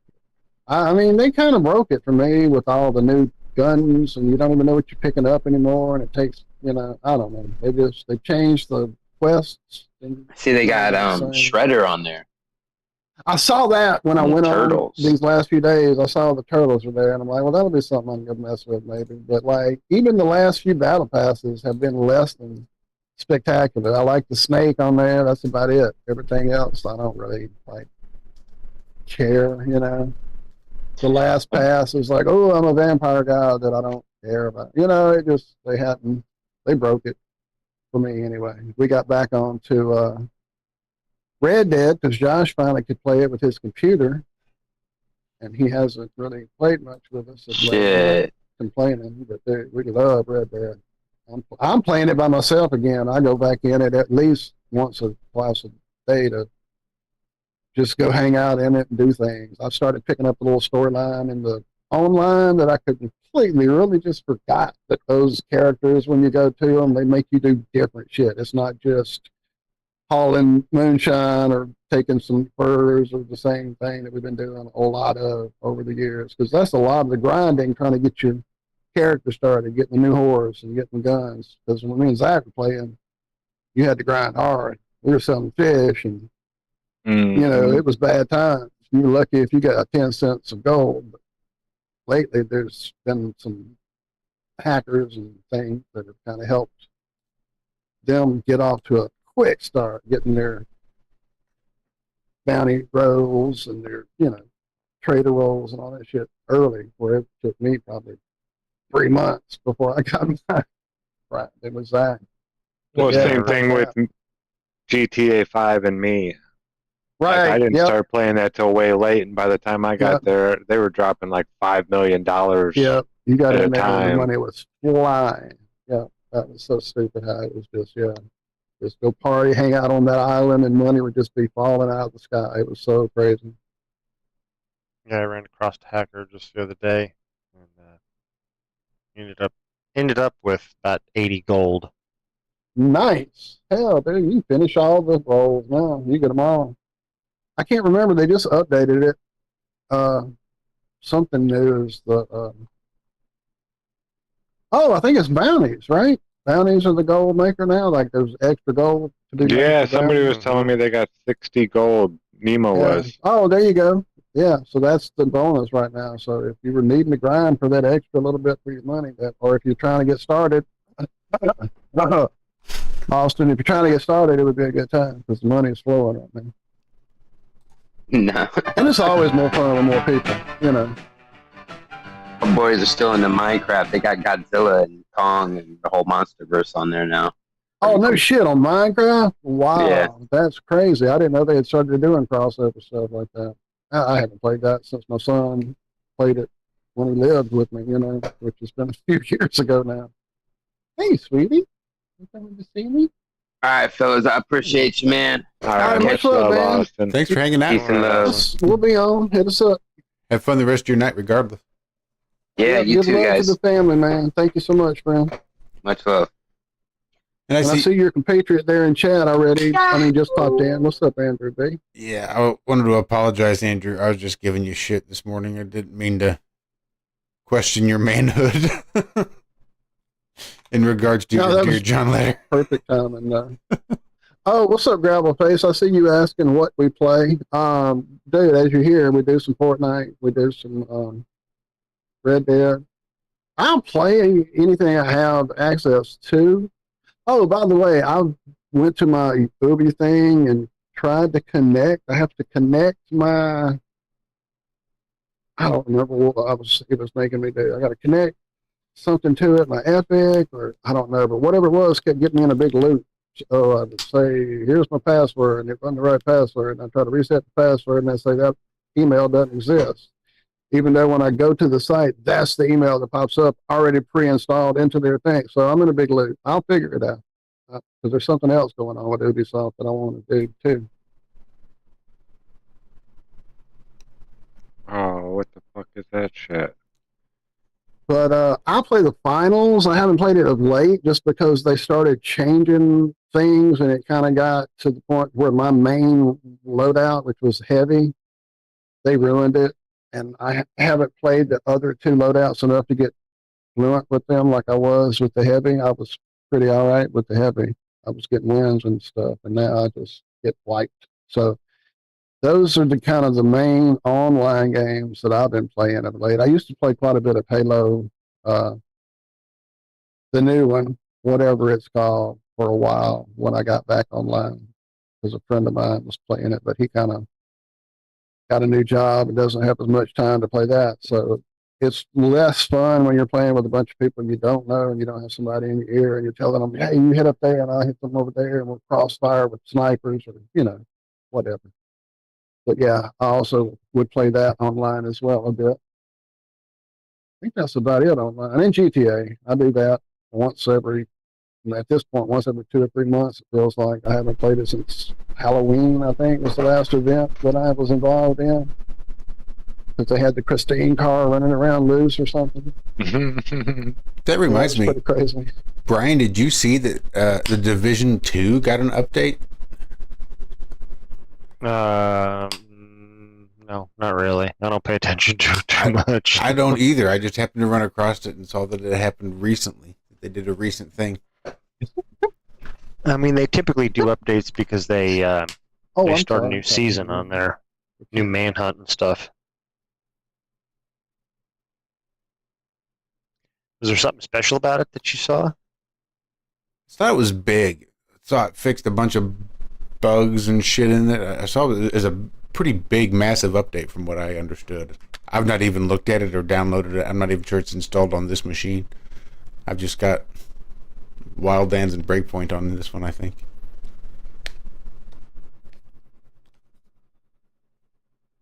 Liz mentioned that there was also Pokemon. Yeah, I haven't played Pokemon in about 2 years, maybe. Let me think. I played it a little bit in 2020 there in Oregon with Mom and everything, and then maybe a few months when I got back. But Shell and her sister kind of were the crew again. It's more fun to play with people you know that we would do it with, and that stopped being a thing. So I haven't played that. It's uninstalled. I reinstalled it on my phone for my granddaughter the other day to show her the Pokemon I had because she's got the cards going now. but they don't have a phone. Thank goodness, knock on wood, yet. At 8, thank goodness. Her folks are still smart enough not to get her a phone. So, but yeah, I would play with her. That would be about it. I was addicted. I'm a very addictive personality. If you haven't noticed by now, Liz, paying attention to the things we discuss. I don't know if you've not worked that out. It tends to be a theme, I think, in the RM crew and others. But I'm just, If I find something I like, I'll do it till I make myself sick. Yeah, that's kind of me and my guitar. I'm there right now with it where I'm like just playing all day. Like when I'm not on the show with you guys, I'm probably playing my guitar. Or if y'all are playing a game, I'll play with y'all. Hey, yeah, I was definitely a Pokemon addict. I loved it. It was just fun, being out in the world doing that, not just sitting in front of a screen, because you have to really go out in the world, literally. Even though we did some driving to go to spots, you had to get out of the car in those spots and walk from spot to spot. So that was a big part of it for me. It got us off the couch, and I'd lost quite a bit of weight doing it. So I enjoyed that aspect of it and missed that aspect of it for sure. Hey, Mama. That was Rizzo saying, hey. The Rizzo. Her lady. You do know a bit about IRM, Liz. We love you, lady. Like I tell you this morning, those words you gave to us were quite beautiful. Make it all worthwhile. And hanging out with y'all makes it all worthwhile. I mean, just the friendships, the family ships, the sanity that it has helped me retain. And see, I missed it, Bill and Tano, when the craze first hit. Like when it first hit, we were working on Iron Realm. Like literally, I was in Oregon with my brother. He was helping us design the logo you see under Josh there on the screen, and helped us with a web thing. He had like access to servers because he still was working on web design. And I saw her just laughing because of the way she just laid out sprawled in front of me. Anyway, yeah, the first craze was happening, and we were kind of poking fun at it on our like first little broadcast with James and everybody, and finding out that the guy who created the Pokemon game based them on demons from Japanese mythology because his parents were evangelical Christians and made him insane with it. So it was kind of his protest against their Christianity to make this game of demons that people were playing with as pocket monsters, which I played on the NES, a game called Pocket Monsters. Literally, that was the name of it. And I remember when the Pokemon started happening, that was what they were saying, that it used to be called Pocket Monster, and they changed it to Pokemon. And I'm like, I don't think that's what it is. I think that's a Japanese word that means something else. But anyway. Yeah, I missed the first. I say that. I think I did plug in the phone because I had just got that Edge phone there that same time period in Oregon, which had the you got the free goggles with it that you could strap into it and turn it into a early nauseatingly bad AR system, IR, whatever it is. The cardboard setup. Basically the cardboard thing, but it was plastic. It was a nice headset. I still have it floating around. I see it every now and again and think I need to do something with that, like paint it or something.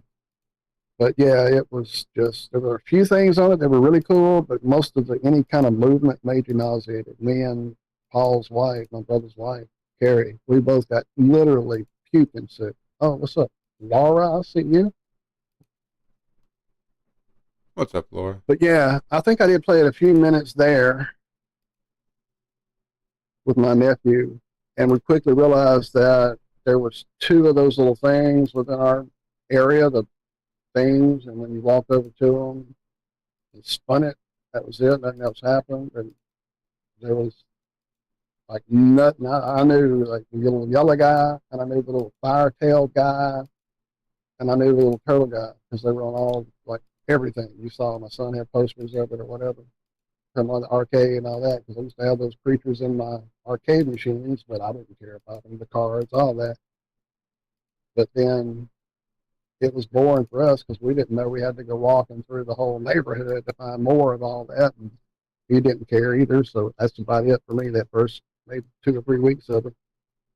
And then after that, yeah, we were seeing all the videos of what looked like a citywide evacuation, the running from zombies, but they're trying to go catch a Pokemon a couple of streets away, kind of thing. People walking off cliffs, breaking into people's yards, that whole thing. Yeah, pretty nuts. that was What's up, insane. Sarah? Sarah G. Kind of tight, but I have a cat in the way, so I'll just shout you out that way. Here, I got it. She knew. Well, she didn't. Oh, well, you're Sarah at, not Sarah G. What's up? Did I say Laura? I know I said it, but did I type it? I'm going to type it too.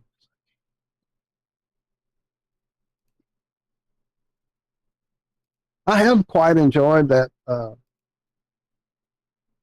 Guardians of the Galaxy game. It's, you know, it's not the movie, and I had read the comic books before the movie ever came out, so it was a stretch for me to go from the guy they used to have in the comic books to Andy being that guy, because I had been watching Parks and Rec at that time from years before. You know, I was catching up on one of the streaming services, so he's literally Andy to me at that point. Now suddenly he's a superhero.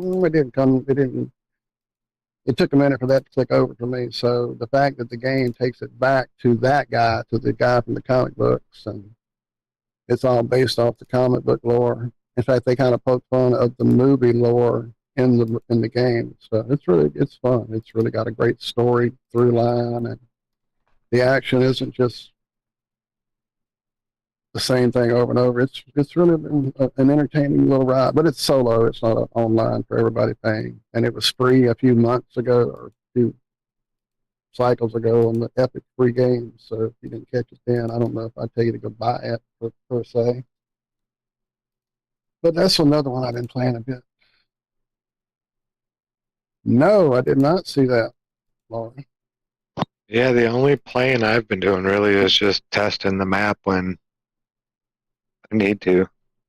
And look, let me tell you, Zack is flying. I mean, I know you've had some help getting to this point with Nemo, but that today, dude, playing with you with no guns, no chests, we couldn't shoot each other, but I got a motorcycle and could jump over these little air jets and do like 180,000 flips in the sky and land with like 6 million points. We had a blast doing that stupid shit. Yeah, like that was little fun. kids, man, giggling like kids. Yeah, that was fun. So yeah, he's going to try to figure out a way to make a game type that uses those mechanics and make it do something, make it purposeful. Yeah, that shit was great. Great. Huh. I hear you. I'm seeing that apparently a plane crashed. Both engines failed. I'm sorry to hear that. I hope it wasn't terrible. Sounds pretty terrible. It does. That's why I'm hoping it wasn't. Where'd that take place? Florida, it looks like, on a freeway. Oh. Was it I-65?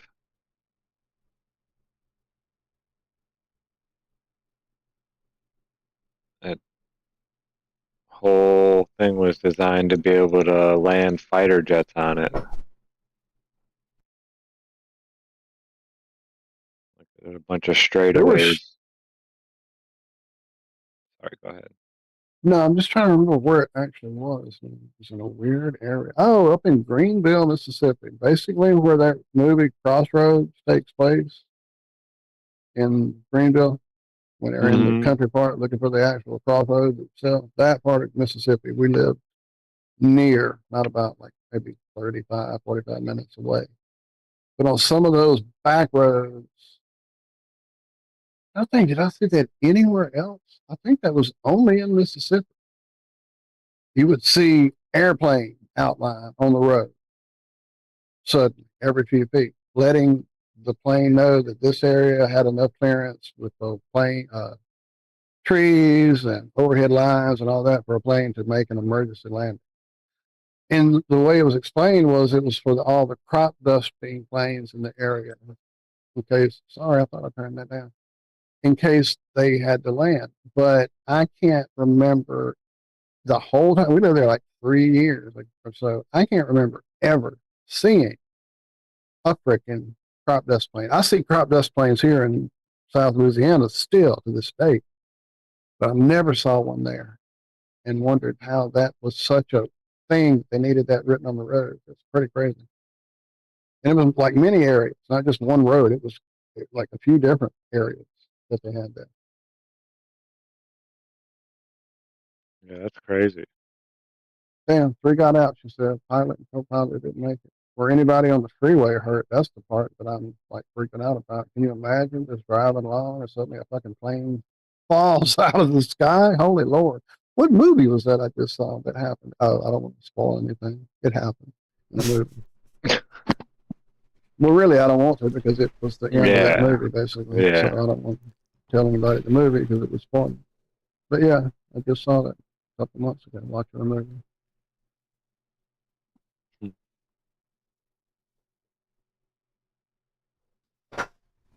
And I've been playing Ghost Recon. But just like for a Have few you now? minutes. Well, because they have the ghost options. So it's just like one life. So I'll go play a few minutes till I die and I'm done. I come back next time I want to play for a few minutes and I'll go and stalk around and kill people till I get seen or spotted and they all come and shoot me a couple times and I'm dead because it's on, extreme difficulty where it's just poking around. Well, it's usually when a company stops supporting a game is when I start doing that, what you're talking about, where you just do some drop-in playing, hop in, play a few minutes, and then, I'm done. That's what happened basically with me and Halo is the company that had it now or has it now or had it then. I think it got changed over, but the company, 343 or whatever the name was, yeah, they definitely were just wasting a freaking franchise. It's so much you could be doing with that game. I mean, we know because they've done it. They've done it before. They've made it amazing in season 3, season 6. But yeah, these were not doing it. So I did see a few things going by in my storylines that were like, yeah, I'll go check it out. And I just hadn't. It may be a whole new amazing experience now that I don't know about. They were incorporating some of the old maps and stuff. So who knows? It might be fun again. But with my guitar, that's been, like I said, I'm back on that kick, trying to get past this plateau I feel like I've hit. So I've been really spending time playing my guitar, trying to not just sit and like do the, I love doing cover songs. That's what got me started wanting to do is copy my heroes, but I've been really trying to figure out how to make all these fucking riffs that I have endlessly files of and turn them into some kind of a song, make them match. That's the part. That's the part I still have to figure out is how you put this and that together. I'll get there. It's going to happen. I will make it happen. That's the plateau that I'm working on right now, in addition to the perfection of whatever song I'm into right now.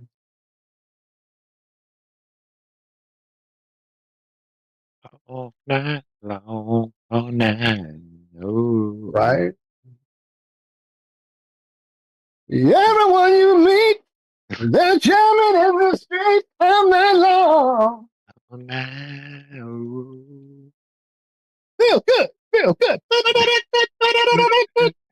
Dude, that's one of the best horn charts ever written out. I love that horn chart. That is so fucking awesome.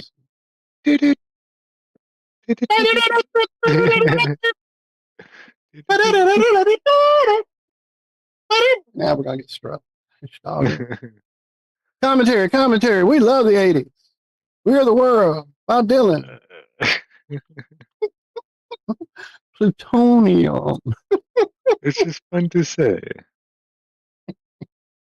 Do it live. I'll write it and we'll do it live. Right? Hey, Bellantana, there's an app called, and I will tell you because I love it. I'll make sure I get the name right. I'm pretty sure it's called Wave Editor. Let me see. Yeah, it's called Wave Editor. It is on whatever system you have. I don't know what phone you have. It's for me on Samsung. Android. But there's a free version that I kept going with forever. Like I was using. Wow, I bet I got my bill price. Anyway, it was free, and I used the free version forever, just as a recorder that's better than the built-in one you have on your phone that's already in there and whatever, because it even the free version let you go in after you would like say, oh shit, I just like hummed a tune in my head I like, or I whistled it, or I'm in the car and I'm scatting or whatever, let alone sitting here with the guitar and I'll suddenly go, what? That's a riff I need to keep.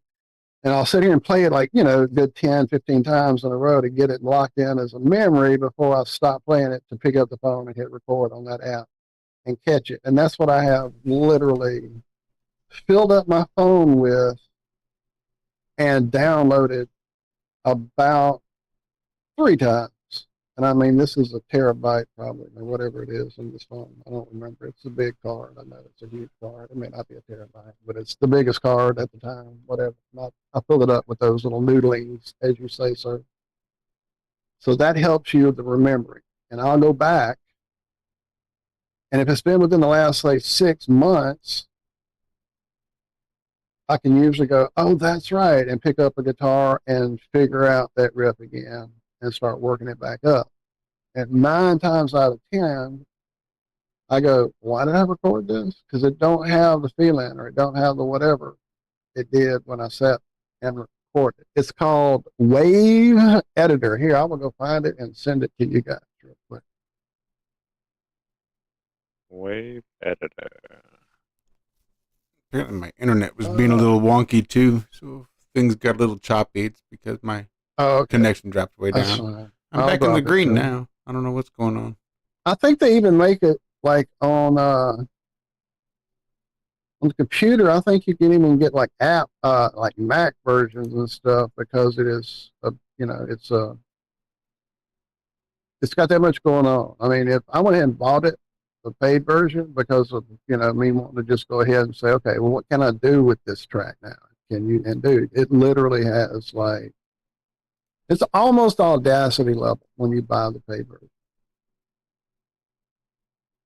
And but the free, like I said, the free version it was fine for just catching those things, and then you could go in and like mess with the fucking levels and equalize it a bit and do things with it. I think it was if you wanted to finally go send those out of the phone into a real file on the computers when it started going, okay, now let's talk some money, my friend, because they got to make money somehow. And after about 10 times of that, I finally was like, well, let me just buy it. Here it is. Okay, let me drop it in the chat. And from there, you can probably find all the different areas that you can go. Oh, no, that's from the Play Store. I didn't hit Play Store either. If you go to their site, that's what I did. I went to, when you go to the search, it brings up, of course, Google's shit first. Okay, so here's their site, Wave Editor, where you can get all the formats and all the different versions. There you go. You found it, my friend. I'm just trying to help those who also are looking with different places you can go get it. So yeah, I have a blast with it. Let me see. Let me see if I can. And then sometimes it'll oh, come on, baby, you gotta move. Don't get. Oh, I may have.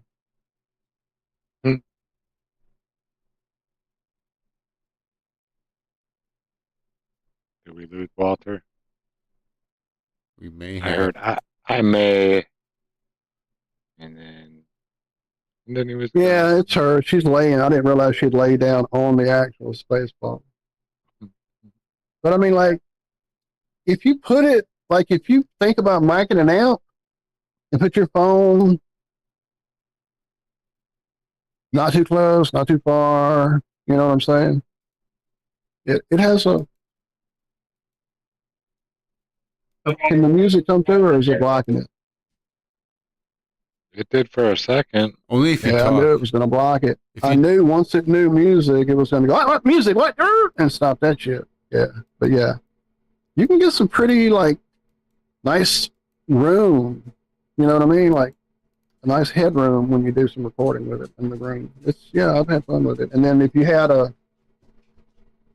older phone that would have the actual plug-in to put a pair of headphones, or even the old newer one, I guess, that plugs into the C that has the mic, you can do actual like miking of your amp.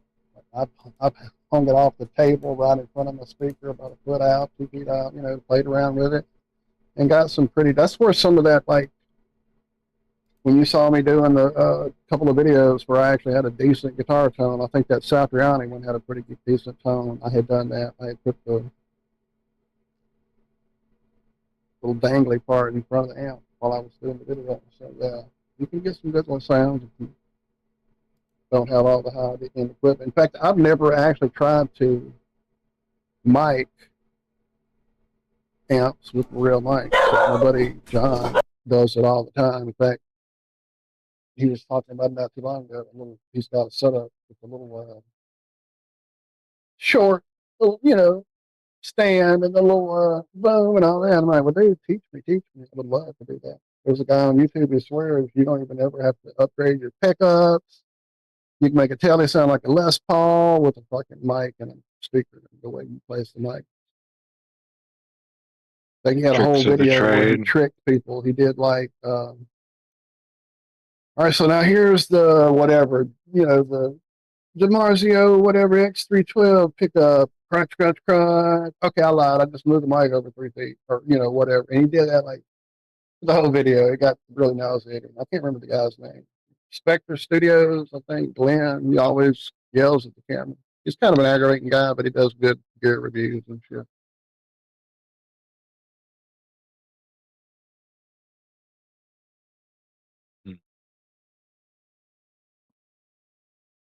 Kind of an aggravating guy.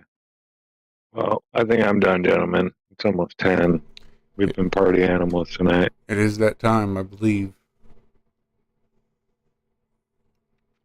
Thanks, Love y'all. Yeah, thanks, guys, for hanging out there. Sarah, sorry you made it late.